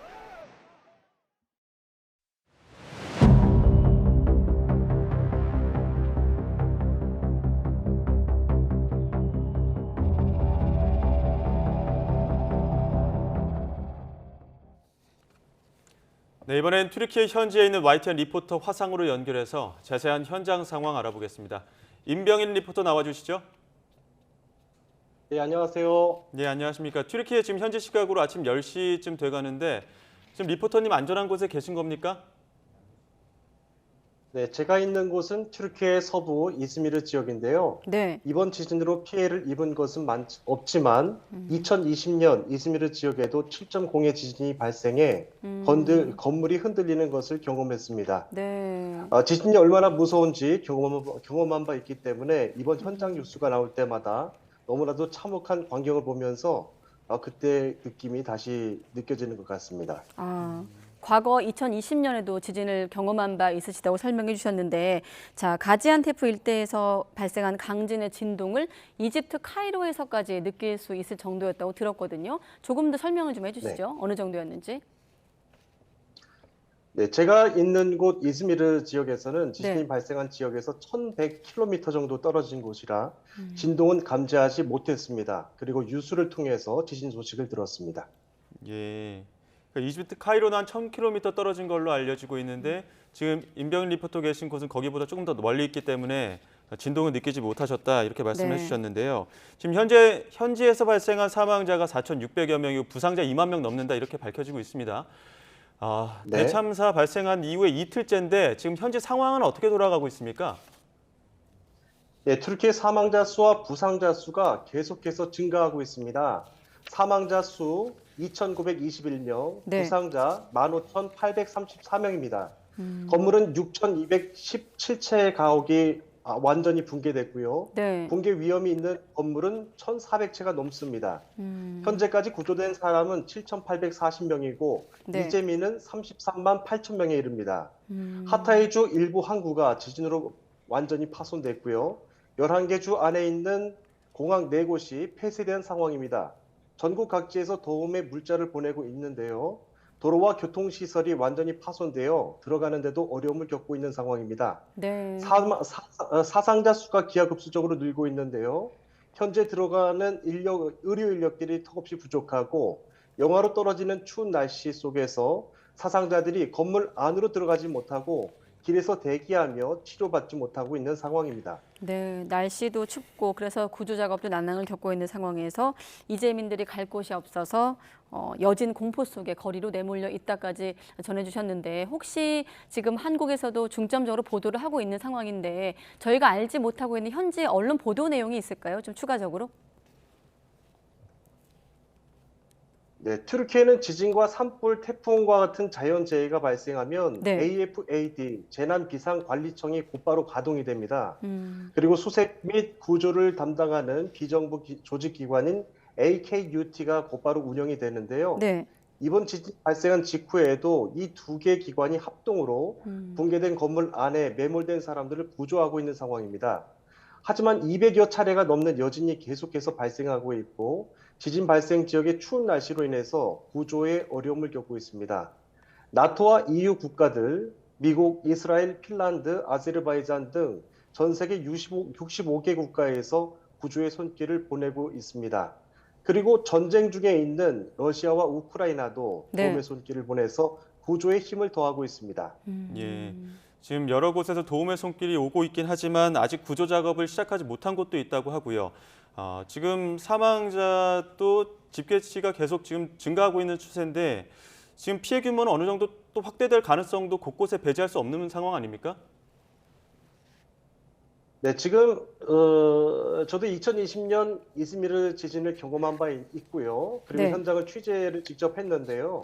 이번에 발생한 지진 현상은 건물 전체가 완전히 붕괴되고 한 지역 전체가 매몰되는 그런 아주 큰 지진입니다. 네. 그렇기 때문에 건물 안에 몇 명이 지금 매몰되어 있는지 파악조차 되고 있지 않기 때문에 앞으로 희생자 수는 더 기하급수적으로 늘 예상입니다. 네, 세계보건기구 WHO도 비슷한 맥락의 예상을 하고 있더라고요. 그만큼 지진 피해가 규모가 크고 그렇다 보니 집계도 좀 어려운 상황인데 현재 의료 상황도 녹록지 않다고 들었습니다. 피해 지역 병원은 이미 환자 수용도 어려울 정도라고 하던데 의료 부분, 이 부분은 좀 어떻게 파악되고 있습니까?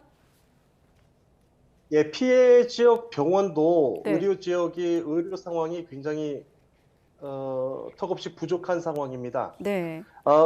환자는 군용 비행기로 이스탄불로 후송하고 있는 상황이고요. 네. 인근 항구를 통해서 화물선을 통해서 여러 대의 앰뷸런스를 여러 대 실어서 한 번에 환자 500명씩을 인근 병원으로 이송하고 있는 상황입니다. 네. 우리 교민 관련해서는 아직 피해 상황은 확인되지 않았는데 혹시 현지에서 듣기에는 뭐 피해를 입으셨다거나 지금 잠시 좀 대피해 있는 분들의 소식도 들으신 바 있습니까?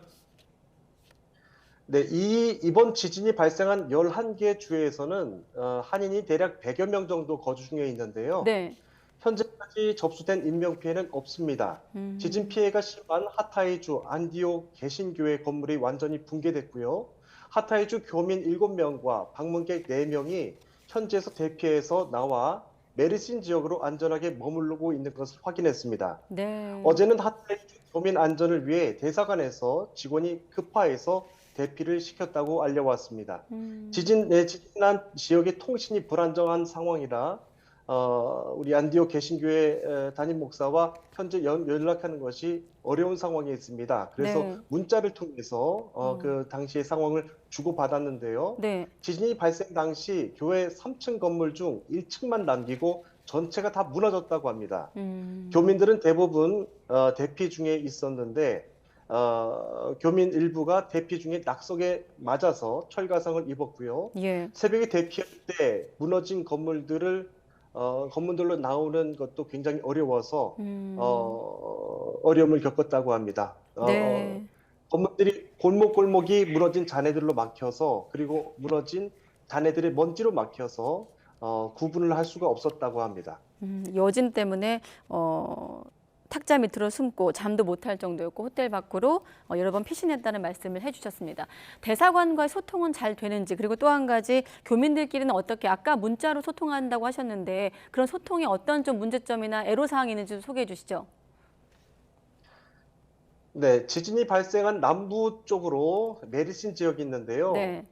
지금 하타이 쪽은 지금 통신이 장애가 일어나서 거의 연결이 되지 않습니다. 그래서 그곳과 가까운 메르신 지역에 있는 남동부 한인회 부회장님과 제가 연락이 닿았는데요. 네. 그곳 소식을 들을 수가 있었습니다.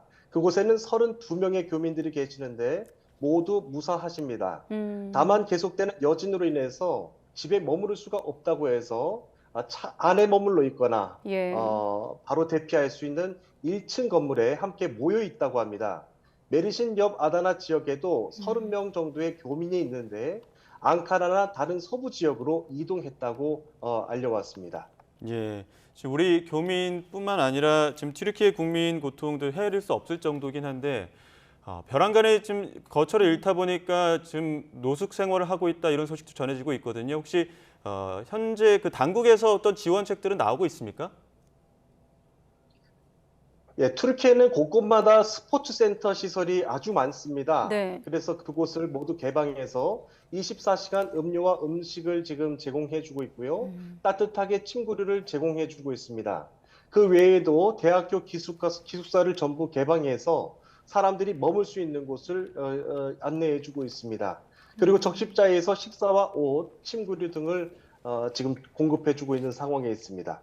네, 스포츠센터, 또 기숙사, 학교 등을 좀 활용하는 방안을 검토하고 있다. 그리고 아까 대사관의 협조로 연락 닿은 교민끼리 서로 이동을 지원하고 있다는 내용까지 임병인 리포터께서 확인해 주셨습니다. 지금도 여진이 이어지고 있다고 들었고 또 건물 붕괴 위험도 크고 아까 한 1,400여 채 정도 구조를 못하고 있다 이런 말씀도 하셨는데 그렇다 보니 이번 강진으로 뭐 당연히 인명피해에 대한 규모가 상당히 큰 거에 대한 좀 안타까움이 큽니다만 여기가 역사 도시이기 때문에 문화재 유실에 대한 좀 우려도 있거든요. 어느 정도로 좀 파악되고 있습니까?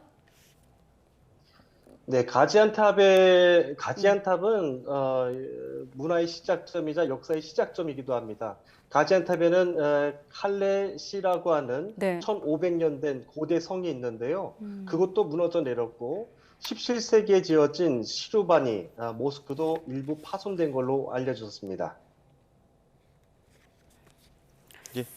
네, 알겠습니다. 지금까지 YTN 임병인 현지 리포터 연결해서 튀르키예 강진으로 인한 피해 상황, 지금까지 분위기 들어봤습니다. 오늘 말씀 고맙습니다, 리포터님. 네, 감사합니다.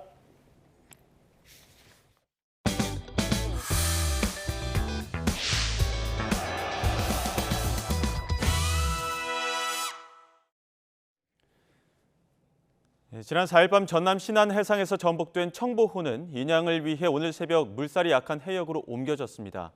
그런데 기상 악화로 이 지점에서도 선체 인양이 어려운 것으로 판단됨에 따라 다시 선체를 옮기는 중인데요. 현장에 나가 있는 취재기자 연결해 자세한 소식 들어보겠습니다. 오선열 기자. 네, 목포 해양경찰서 전용부두에 나와 있습니다. 네, 그럼 현재 작업이 어떻게 이루어지고 있는 겁니까? 네, 신안 해상에서 뒤집힌 어선 청보호는 인양을 위해 우선 오늘 새벽 안전지대로 옮겨졌습니다. 이 사고 해역에서 남쪽으로 18km 떨어진 대허사도 해상인데요. 해양경찰은 사고 해역의 물살이 생각보다 거세 인양이 어렵다고 판단해서 사고 선박을 1차 이동시킨 건데요. 이에 따라 오늘 새벽 2시쯤 대허사도 북동쪽에 임시 정박했습니다. 이후 어망 등 장애물을 피해 물살이 더 잔잔한 남쪽으로 이동했습니다. 해양경찰은 해상 여건과 어선 상태를 살핀 뒤 어선을 들어 올려 바지선 위에 안착시킬 계획인데요. 하지만 너울성 파도와 강풍에 인양 작업은 속도를 내지 못하고 있고 오후엔 기상 여건이 더 나빠지고 있습니다.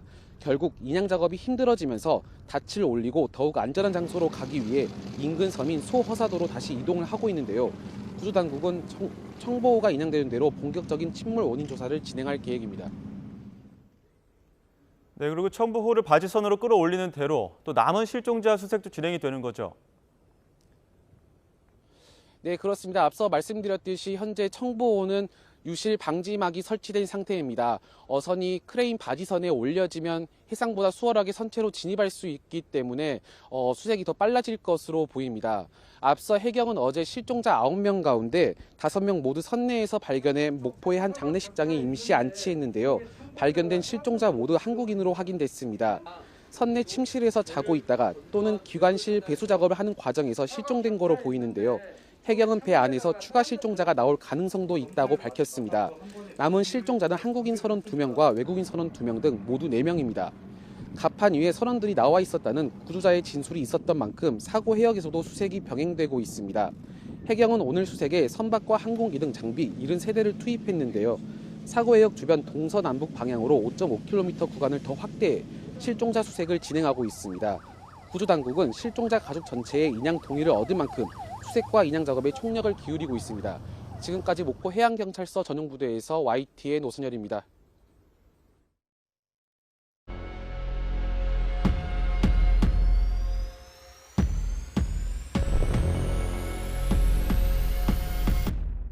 정말 죄송합니다. 제가 진짜 미친 짓을 했습니다.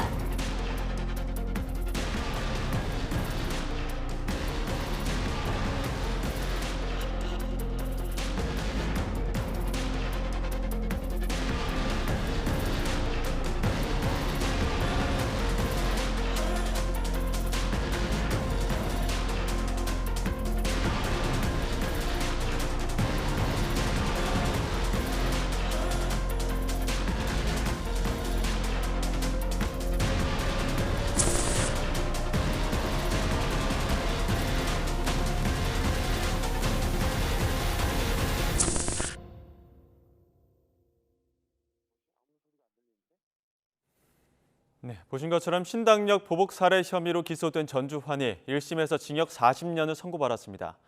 법원은 전주환이 대담하고 잔인한 반사회적 범행으로 우리 사회에 크나큰 충격과 슬픔을 주었다고 질타했습니다. 취재기자 연결합니다. 홍민기 기자. 네, 서울중앙지방법원입니다. 네, 1심 판결 내용 자세히 전해주시죠. 네, 서울중앙지방법원은 오늘 보복살인 혐의로 재판에 넘겨진 전주환에게 징역 40년을 선고했습니다. 또 위치 추적 전자장치, 이른바 전자발찌를 15년 동안 착용하라고 명령했습니다. 재판부는 전주환이 범행하는 데 있어 아무런 주저함 없이 대담하고 잔인했다면서 이 같은 반사회적 범행으로 우리 사회 수많은 사람에게 크나큰 충격과 슬픔을 줬다고 질타했습니다. 전주환에 대한 재범 위험성 결과는 17.5로 폭력범죄 재범 위험성이 높고 사이코패스 측정도 사이코패스 기준에는 미치지 못하지만 재범 위험이 중간 정도로 평가된다고 설명했습니다. 이어 피해자가 명시적으로 관계 단절을 요구했는데도 스토킹과 불법 촬영물을 이용해 고통을 줬고 재판이 시작되자 반성문을 제출하면서도 실제로는 보복범죄를 계획했다고 지적했는데요. 앞서 검찰은 지난달 결심 공판에서 전주환에게 교화 가능성이 없다면 사형을 구형했는데 재판부는 사형을 선고하지 않은 이유도 설명했습니다. 사형은 극히 예외적인 형벌로 누구라도 인정할 만한 사정이 있어야 하는데 이제만 31살인 전주환에게 수형생활로 잘못을 깨달을 가능성이 없다고 보긴 어렵다고 설명했습니다. 같은 이유로 무기징역 역시 선고하지 않았는데 재판장은 판결을 마치면서 전주환에게 남은 평생 무고한 생명을 살해한 죄를 반성하라는 말을 남기기도 했습니다. 선고 직후 전주환은 고개를 푹 숙인 모습이었는데요. 할 말이 없느냐는 재판장의 질문에도 아무런 답을 하지 않았습니다. 피해자 유족은 선고 뒤 YTN과 통화해서 슬픔을 안고 살아야 하는 가족을 배려했다면 무기징역 정도는 선고됐어야 한다며 검찰이 항소해 주길 바란다고 말했습니다. 검찰 역시 판결문과 유족 입장을 검토해 항소 여부를 결정하겠다고 밝혔습니다. 피해자 유족 측 변호사도 기자들과 만나 오늘 선고가 있기까지 함께 슬퍼해준 많은 시민에게 감사를 표한다고 밝혔습니다. 앞서 전주환은 지난해 9월 서울 지하철 2호선 신당역에서 과거 직장 동료였던 20대 여성 영무원인 피해자를 살해한 혐의로 구속 기소됐습니다. 범행 당시 전주환은 피해자에게 만나달라는 취지의 연락을 350차례 넘게 한 것으로 조사됐는데요. 서울교통공사 직원으로 근무할 당시 얻은 접속 권한으로 피해자의 집 주소 등을 알아냈고 집을 찾아가기도 하는 등 스토킹한 것으로 드러났습니다. 결국 스토킹 혐의로 재판에 넘겨져 중형을 선고받을 것이 예상되자 선고를 하루 앞두고 보복 범행한 것으로 조사됐습니다. 스토킹 혐의 재판에선 1심에서 징역 9년을 선고받았는데 검찰과 전주환 양측이 항소해 서울고등법원에서 2심이 진행 중입니다. 지금까지 서울중앙지방법원에서 전해드렸습니다. 법원이 베트남 전쟁 당시 한국군의 민간인 학살 피해에 대한 우리 정부의 배상 책임을 인정했습니다. 베트남전 학살 사건과 관련해 정부의 배상 책임을 인정한 첫 판결인데요. 취재기자 연결해 자세히 알아보겠습니다. 최민기 기자. 네, 서울중앙지방법원입니다. 네, 법원 판단 자세히 전해주시죠. 네, 조금 전 법원이 베트남전 당시 한국군의 민간인 학살 피해자가 우리 정부를 상대로 한 첫 손해배상 소송에서 피해자인 응우엔 티탄 씨의 손을 들어줬습니다. 이 서울중앙지방법원은 우리 정부가 응우엔 티탄 씨에게 위자료로 3천만 100원을 배상하라고 명령했습니다. 이 베트남전 당시 한국군의 민간인 학살에 대해 우리 정부의 배상 책임을 인정한 첫 판결입니다. 앞서 응우엔 티탄 씨는 베트남전 당시인 1968년 2월 베트남 풍리 마을에서 한국군이 민간인 70여 명을 학살해 가족을 잃고 자신도 충격을 입었다며 피해를 호소했습니다. 그리고 한국 시민단체의 도움을 받아 지난 2020년 4월 우리 정부를 상대로 3천만 100원을 청구하는 소송을 냈는데요. 이 사건의 가장 큰 쟁점은 한국군이 학살의 가해자가 맞는지에 대한 사실 판단이었습니다. 그간 우리 정부는 베트콩이 한국군으로 위장했을 가능성이 있다며 한국군에 의한 피해로 증명될 수는 없다고 강조했습니다. 그러나 재판부는 당시 한국군이 응우엔 티탄 씨 가족을 총으로 위협하고 사살한 사실도 인정할 수 있다며 이는 명백한 불법 행위로 국가배상법도 적용할 수 있다고 판단했습니다. 또 하나 소멸시효 만료 여부도 이번 소송의 법적 다툼 대상이었습니다. 국가배상 청구권은 불법 행위가 생긴 날로부터 최대 5년이면 그 시효가 끝나기 때문에 우리 정부는 이미 소멸시효가 만료됐다고 주장했습니다. 그러나 재판부는 응우엔 티탄 씨가 그간 객관적으로 소송을 제기할 수 없는 사유가 있었다고 보고 소멸시효 만료 주장을 받아들이지 않았습니다. 선고 직후 응우엔 티탄 씨는 소송을 도운 국내 시민단체와의 화상 연결을 통해 이번 판결은 희생된 분들에게 위로가 될 것이라며 도와준 분들께도 감사하다는 뜻을 밝혔습니다. 지금까지 서울중앙지방법원에서 YTN 최민기입니다.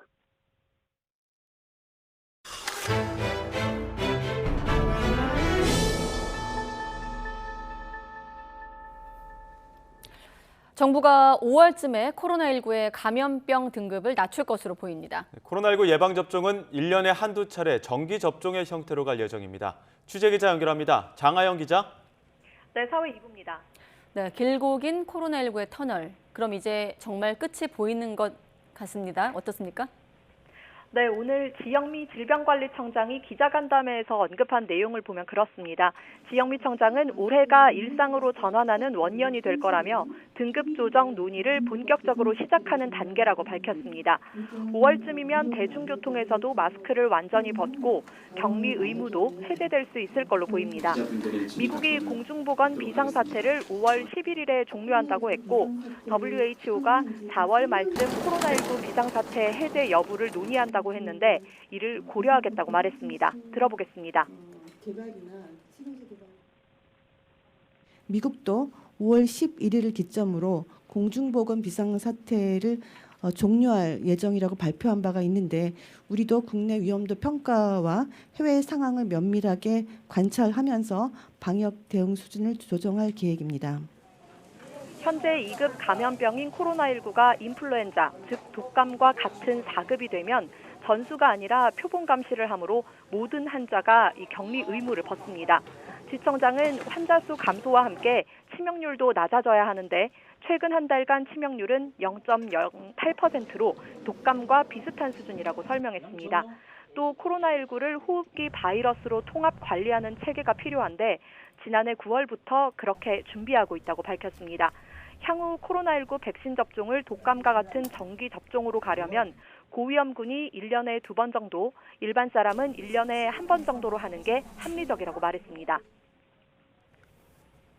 네, 그리고 이 자리에서 중국에 대한 단기 비자 제한을 조기에 해제하는 방안도 검토하고 있다고 밝혔다고요?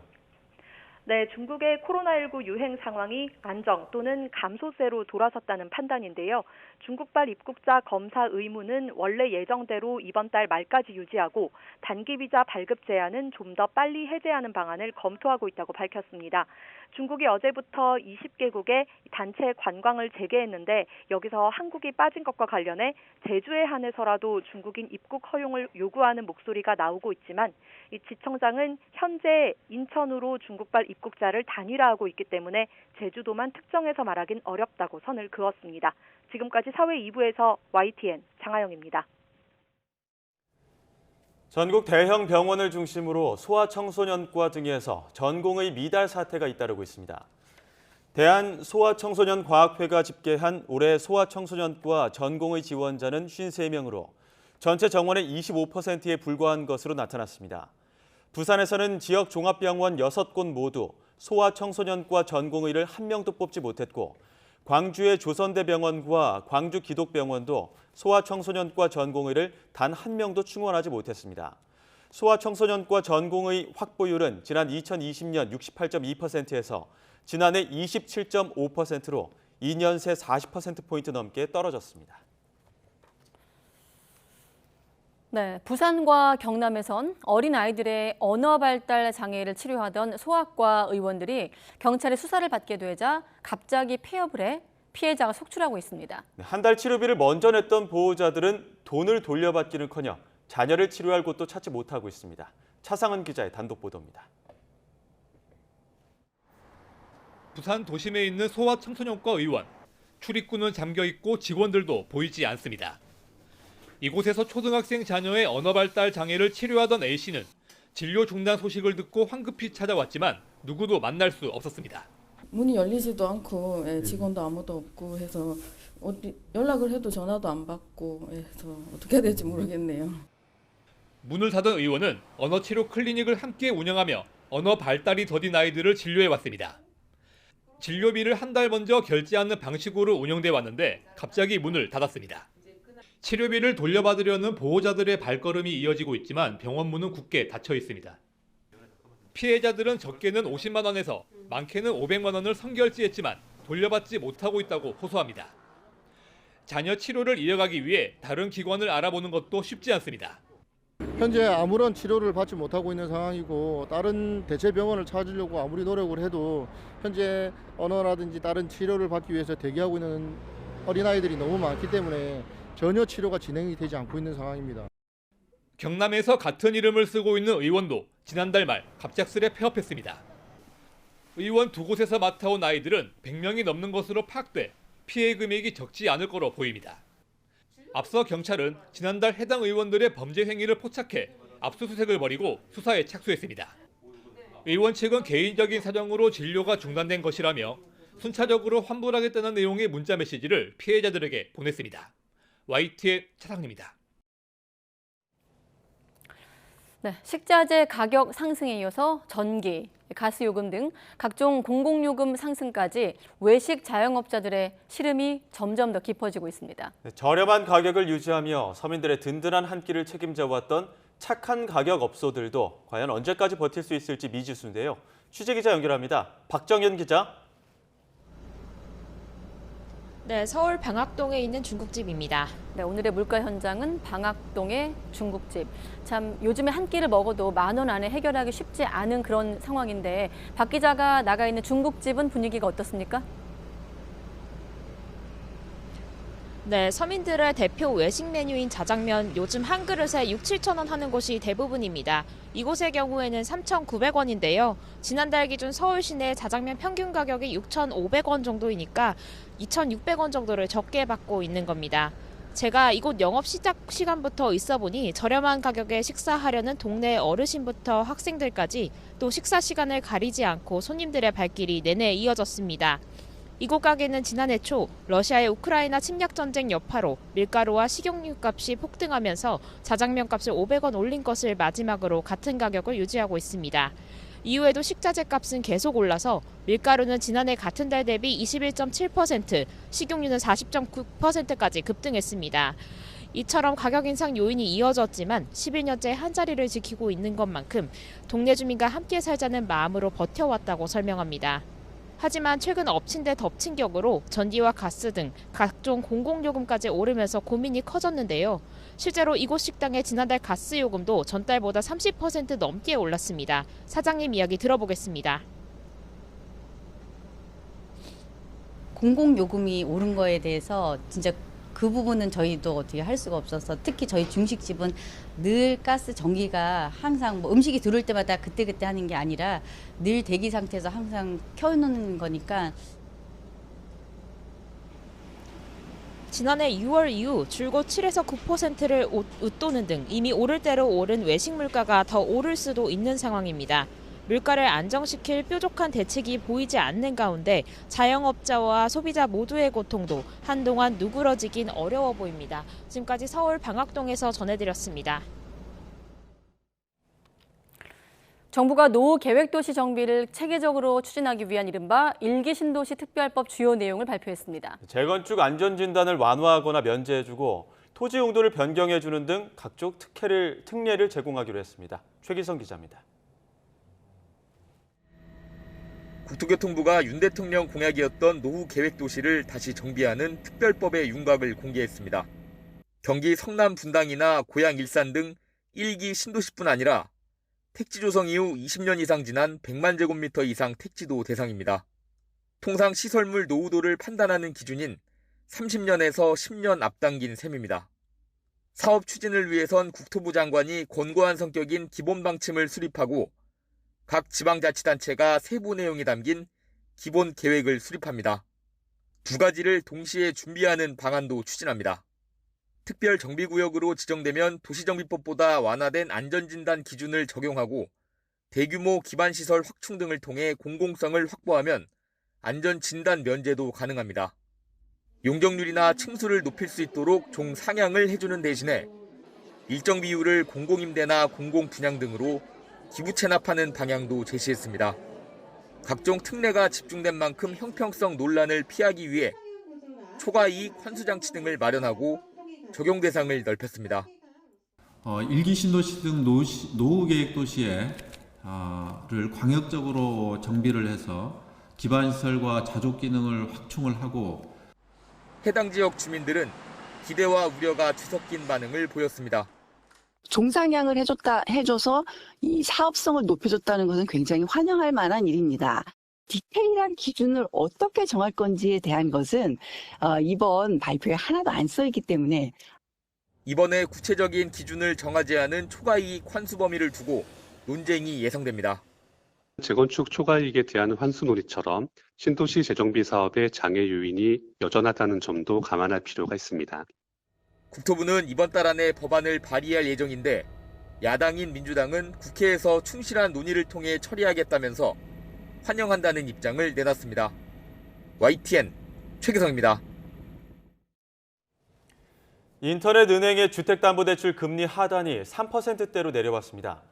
오늘 카카오뱅크의 주택담보대출 혼합금리 상품의 금리는 연 3.962에서 4.963%로 떨어졌습니다.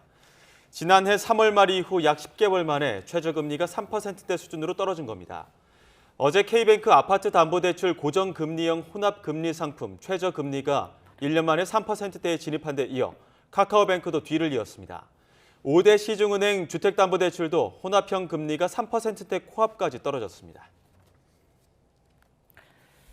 네, 최근 각종 부동산 사기가 기승을 부리고 있는 가운데 이번엔 20, 30대 사회 초년생들이 피 같은 월세 보증금을 떼었다면서 단체로 경찰 고소를 준비하고 있습니다. 이른바 가짜 임대인이 경매에 붙여져 비어있는 집을 마치 자신의 소유인 것처럼 속이고 계약을 맺었다는 건데요. 이 같은 피해를 막으려면 어떻게 해야 할까요? 김다현 기자가 알려드립니다. 27살 김모 씨는 지난해 12월 부동산 앱을 통해 다세대 주택 월세 계약을 마쳤습니다. 35만 원이라는 저렴한 월세집을 찾은 기쁨도 잠시. 전기와 수도 요금이 13개월치나 밀린 집이라는 걸 입주 후 알게 됐습니다. 심지어 집은 경매에도 넘어가 있었습니다. 우편물에 용지가 날라와서 확인을 해보고 전화를 했더니 경매에 넘어갔다고. 임대인 조모 씨는 전화를 받지 않았고 뒤늦게 등기부 등본을 떼보니 이 집은 조 씨 소유가 아니었습니다. 경매에 넘어간 빈집을 조 씨가 자기 것인 양 속여 계약한 겁니다. 결국 졸지에 보증금 400만 원을 날릴 위기에 처한 김 씨. 조 씨에게서 비슷한 피해를 본 6명과 함께 경찰 고소를 준비하고 있습니다. 그러나 언제 진짜 집주인이 나타나 자신을 내보낼지 모른다는 불안감은 계속 김 씨를 괴롭힙니다. 비밀번호 치고 막 치는 것 같은 그런 막 소리 막 들리고 막 베란다 문을 막 열어가지고 막 짐을 옮기는 것 같은 그런 막 환청이 막 들리고 막 되게. 최근 김 씨처럼 부동산 앱에서 임대인과 직거래해서 중개 수수료를 아끼려는 임차인들이 늘고 있는데 그럴수록 따져보고 신경 써야 할 것도 많습니다. 특히 부동산 거래 경험이 적은 사회초년생은 허위 임대차 계약의 표적이 되기 쉬워 주의가 필요합니다. 어플만 보고는 그 등기부에 있는 그 등기 명의자하고 지금 어플에서 지금 교신하고 있는 사람이 일치하는지를 확인하는 절차가 불가능하니까. 피해를 막기 위한 첫 번째 열쇠는 등기부 등본 확인. 등본은 인터넷 등기소에 들어가 열람하기 버튼을 누르고 집 주소를 입력하기만 하면 바로 볼 수 있고 집의 실소유자와 계약자가 일치하는지 그리고 대출과 압류는 없는지 알아보는 게 핵심입니다. 또 계약은 실소유자와 직접 하는 게 최선이지만 불가피하게 대리인을 거쳐야 할 경우엔 반드시 위임장과 주민등록 등본을 요구해서 신분을 살펴봐야 합니다. 이와 함께 집을 실제로 방문해 유령 건물은 아닌지, 밀린 요금은 없는지 파악하는 것도 안전거래를 위한 방법입니다. 삶의 토대를 위협하는 부동산 관련 사기가 잇따르는 가운데 전문가들은 이런 기본만 숙지해도 큰 피해는 막을 수 있다고 강조합니다. YTN 김다현입니다. 대구시가 오는 6월 말부터 만 70세 이상인 시민의 시내버스 요금을 받지 않고 무료로 이용하는 제도를 시행합니다. 광역단체 가운데 첫 시도로 자체 예산을 활용해 노인 복지를 실현하겠다는 방침입니다. 이윤재 기자의 보도입니다.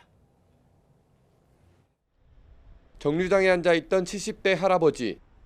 기다리던 버스가 도착하자 단말기에 카드를 갖다 대면서 승차합니다. 대구에서는 오는 6월 28일부터 이처럼 요금을 내고 버스를 타는 어르신의 모습을 볼 수 없게 됩니다. 만 70세 이상 노인에게 시내버스를 무료로 이용하는 정책이 시행되기 때문입니다. 요금 내고 버스를 탔는데도 그것도 왔다 갔다 하니까 상당히 많이 요금 없이 해주면 참 좋은 거라고 생각합니다. 대구의 교통수송 분담률은 버스 17%, 도시철도 8%로 버스 이용객이 훨씬 많습니다. 고령 인구의 교통비 부담을 줄이려면 도시철도에 더해 버스 무료 이용이 필요하다고 판단한 겁니다. 동시에 도시철도 무임승차 기준은 현재 만 65세에서 70세로 올립니다. 한 해 430억 원이 넘는 도시철도 무임승차 손실을 줄이고 시내버스와 형평을 맞추겠다는 겁니다. 이렇게 해서 아낄 수 있는 예산은 150억 원. 반대로 시내버스 노인 무임승차를 시작하면 한 해 350억 원이 필요한 거로 추산됩니다. 대구시는 중앙정부 지원 없이 자체 예산으로 충당한다는 계획입니다. 대구시의 예산 규모로 볼 때는 200억 원은 충분히 감내할 수 있는 수준이라고 보고 있고요. 좀 더 빡빡하고 강도 높은 지출 구조조정을 하고 있습니다. 복지를 하기 위해서 지방채를 발행한다 하거나 하는 그런 일은 전혀 없고요.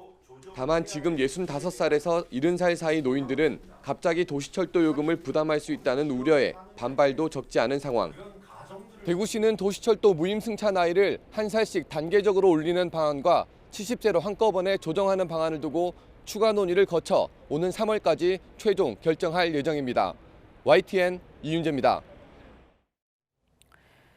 최근 스마트폰과 함께 여러 대의 전자기기를 동시에 충전할 수 있는 무선 충전기 수요가 늘고 있습니다. 하지만 덥고 습할 때 사용하면 성능이 뚝 떨어지고 이물질이 끼면 60도를 넘는 열이 발생해 소비자들의 주의가 필요합니다. 강희경 기자가 보도합니다. 스마트폰을 올려두기만 해도 충전이 완료돼 간편한 무선 충전기입니다. 최근 스마트워치와 무선 이어폰 사용이 늘어나면서 전자기기 여러 대를 동시에 충전할 수 있는 멀티형 제품 수요도 증가하고 있습니다. 하지만 제품별로 충전 시간이 천차만별인 것으로 나타났습니다.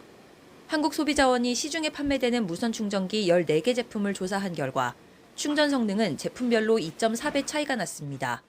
가격이 비교적 비싼 삼성전자 제품이 1시간 40분으로 가장 빨랐고 대다수 제품이 2시간 반이면 충전이 완료됐지만 4시간 가까이 걸리는 제품도 있었습니다. 특히 무선 충전기는 온도에 민감했는데 주변 기온이 30도까지 오르면 모든 제품 충전 시간이 4시간 이상으로 급격히 늘었습니다.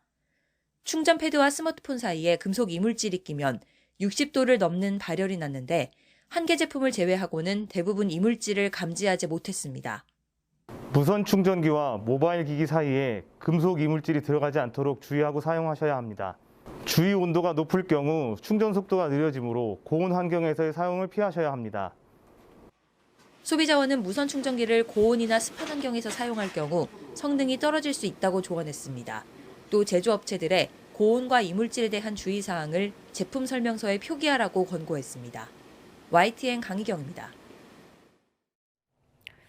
네, 이커머스 업체들이 더 많은 고객에게 상품을 빨리 전달하기 위한 총알 배송 전쟁을 벌이고 있습니다. 최첨단 기술을 집약한 물류센터 자동화로 배송 시장을 선점하기 위한 경쟁이 치열합니다. 윤혜리 기자가 현장을 다녀왔습니다. 각종 생필품이 담긴 선반 여러 대가 일사불란하게 움직입니다. 이곳 물류센터에서는 고객들이 주문한 제품을 포장하기 위한 분류 작업이 한창입니다. 사람이 일일이 상품을 찾으러 가는 게 아닌 바닥에 붙은 QR코드를 통해 무인 운반 로봇이 작업자를 스스로 찾아옵니다. 이렇게 포장된 상품은 또다시 로봇의 손을 거쳐 배송지에 따라 자동으로 분류됩니다. 상품에 붙은 운송장을 스캔하고 자동으로 분류 작업이 이뤄지기까지 단 몇 초면 됩니다. 사람이 직접 분류 작업을 할 때보다 시간과 노동력이 절감돼 업무 효율이 65% 더 향상됐습니다. 쿠팡은 지난해 3월 대구의 인공지능과 빅데이터를 활용한 최첨단 자동화 물류센터를 열었습니다. 6조 원의 영업 손실을 감내하고 물류센터를 전국에 100여 개까지 늘려 로켓 배송 서비스 시작 8년 만에 지난해 처음으로 분기 영업 흑자를 달성했습니다. 인공지능, 빅데이터, 자동화가 융합된 이런 고도의 물류 네트워크를 기반으로 해서 저희는 앞으로도 고용 창출을 포함해서 지역 소상공인 그리고 지역사회 발전을 위한 노력을 계속할 것입니다. 최근 이커머스 업체들은 총성 없는 총알 배송 경쟁을 벌이고 있습니다. 밤에 시킨 물건이 다음날 새벽에 오는 건 기본. 이젠 오전에 주문한 물건을 저녁에 받기도 합니다. 신세계그룹이 운영하는 쓱닷컴은 수도권의 자동화율이 80%에 이르는 온라인 전용 물류센터 3곳을 운영하고 있습니다. 반나절 만에 배송을 완료해주는 새벽 배송 등 하루 처리 주문량만 8만 건에 달합니다. SSG닷컴은 자동화 물류시설인 네오를 중심으로 축적해온 기술력을 전국 100여 개의 이마트 후방 공간을 활용한 물류시설 PP센터에 이식하며 효율을 높여왔습니다. IT 기업들도 당일 배송 시장에 뛰어들었습니다. 네이버는 CJ 대한통운과 당일 배송 서비스를 시작했고 카카오 모빌리티도 스타트업 오늘의 픽업인 인수에 소상공인 당일 배송 서비스 지원에 나섰습니다. 지난해 9조 원까지 몸집을 키운 온라인 당일 배송 시장. 인공지능과 빅데이터 기술을 집약한 물류센터 자동화가 앞으로 물류전쟁 승패를 결정짓는 주요 요인이 될 것으로 보입니다. YTN 윤혜리입니다. 네, 북한이 김정은 국무위원장이 참석을 한 가운데 전쟁 준비 태세 완비 등을 강조한 당 중앙군사위원회 확대 회의를 열었습니다. 김 위원장이 건군절 75주년을 앞두고 36일 만에 공개 활동에 나서면서 향후 공격적인 행보를 이어가겠다는 의도를 내비쳤습니다. 주수연 기자가 보도합니다. 북한 김정은 국무위원장이 새해 첫날 이후 36일 만에 공개석상의 모습을 드러냈습니다. 노동당 중앙군사위원회 제8기 제4차 확대회의를 직접 주재한 겁니다.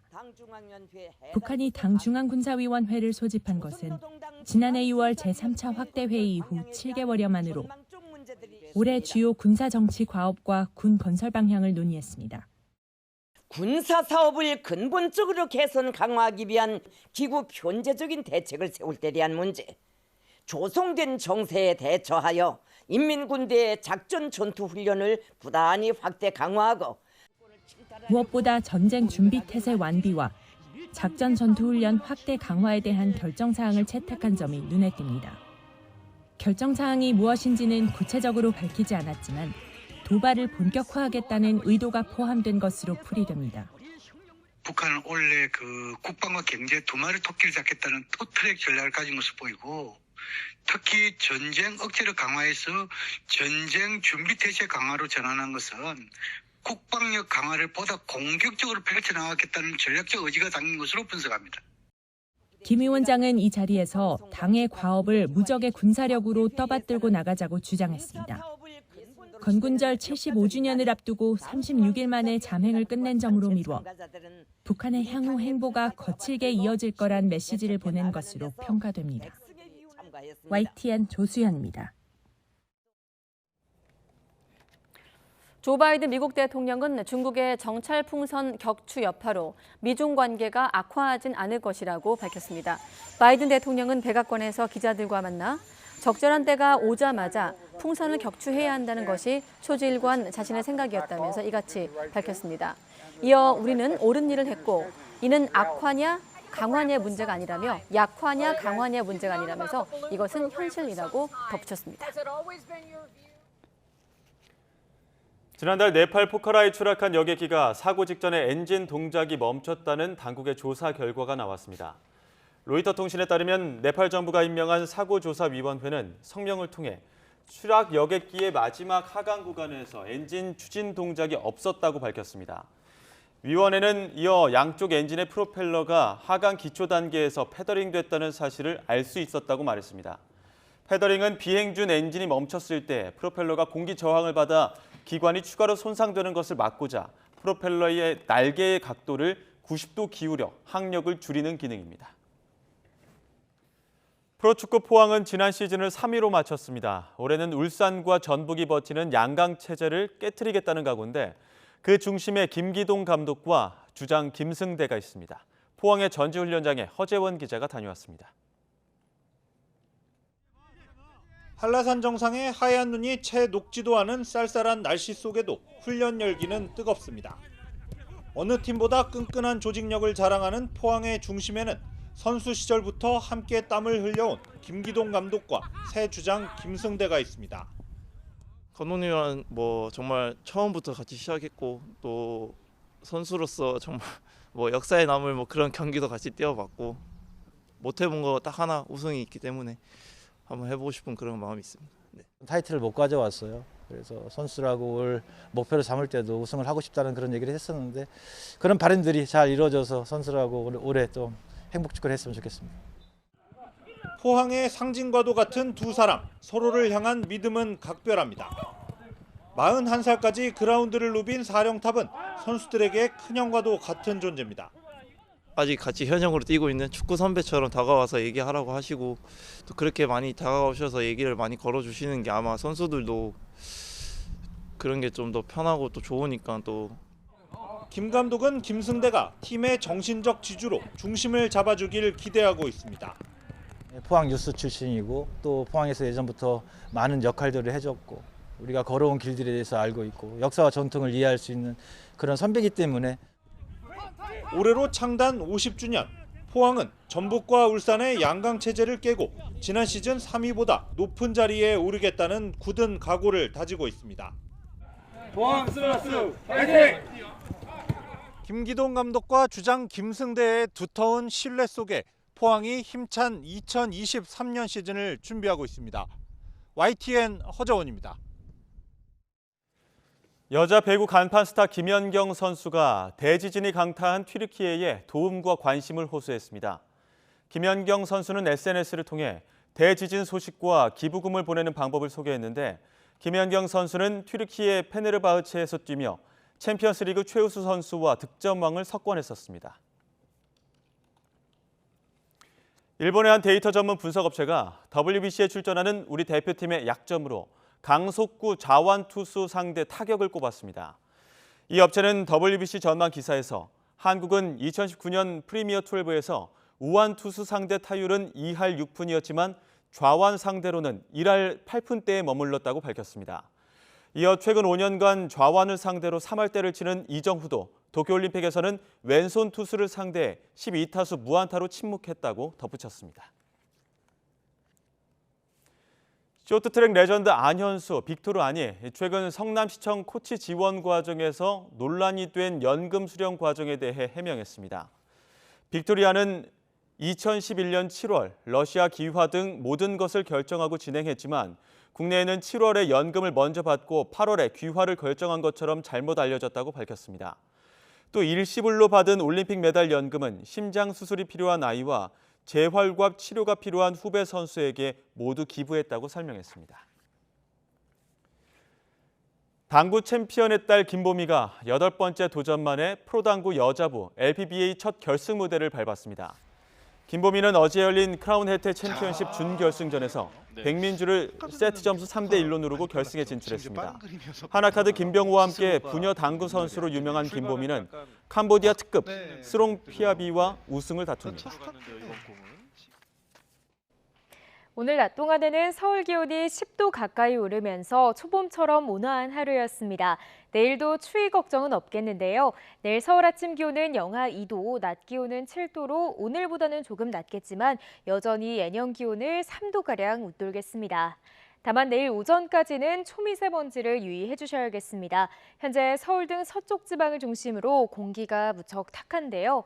특히 중서부 지방은 오늘 밤 9시까지 미세먼지 비상 저감 조치가 시행됩니다.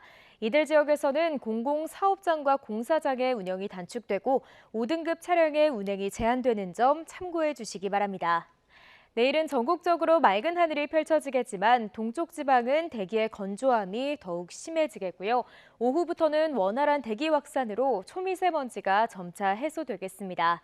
내일 아침에는 예년 기온을 1에서 3도가량 웃돌겠습니다. 내일 서울 아침 기온 영하 2도, 대전 영하 3도, 광주는 영하 1도가 예상됩니다. 낮 동안에도 예년 기온을 3에서 5도가량 웃돌겠습니다. 내일 낮 기온 서울 7도, 대전 9도, 광주와 대구는 11도가 예상됩니다. 남은 한 주간도 예년보다 온화한 날씨가 이어지겠고 모레 늦은 오후 제주도를 시작으로 금요일에는 전국에 비나 눈이 내릴 전망입니다. 지금까지 날씨 정보였습니다. 가장 빠른 종합뉴스 뉴스큐 마치겠습니다. 이어서 이브닝 뉴스가 방송됩니다. 시청해 주신 여러분 고맙습니다.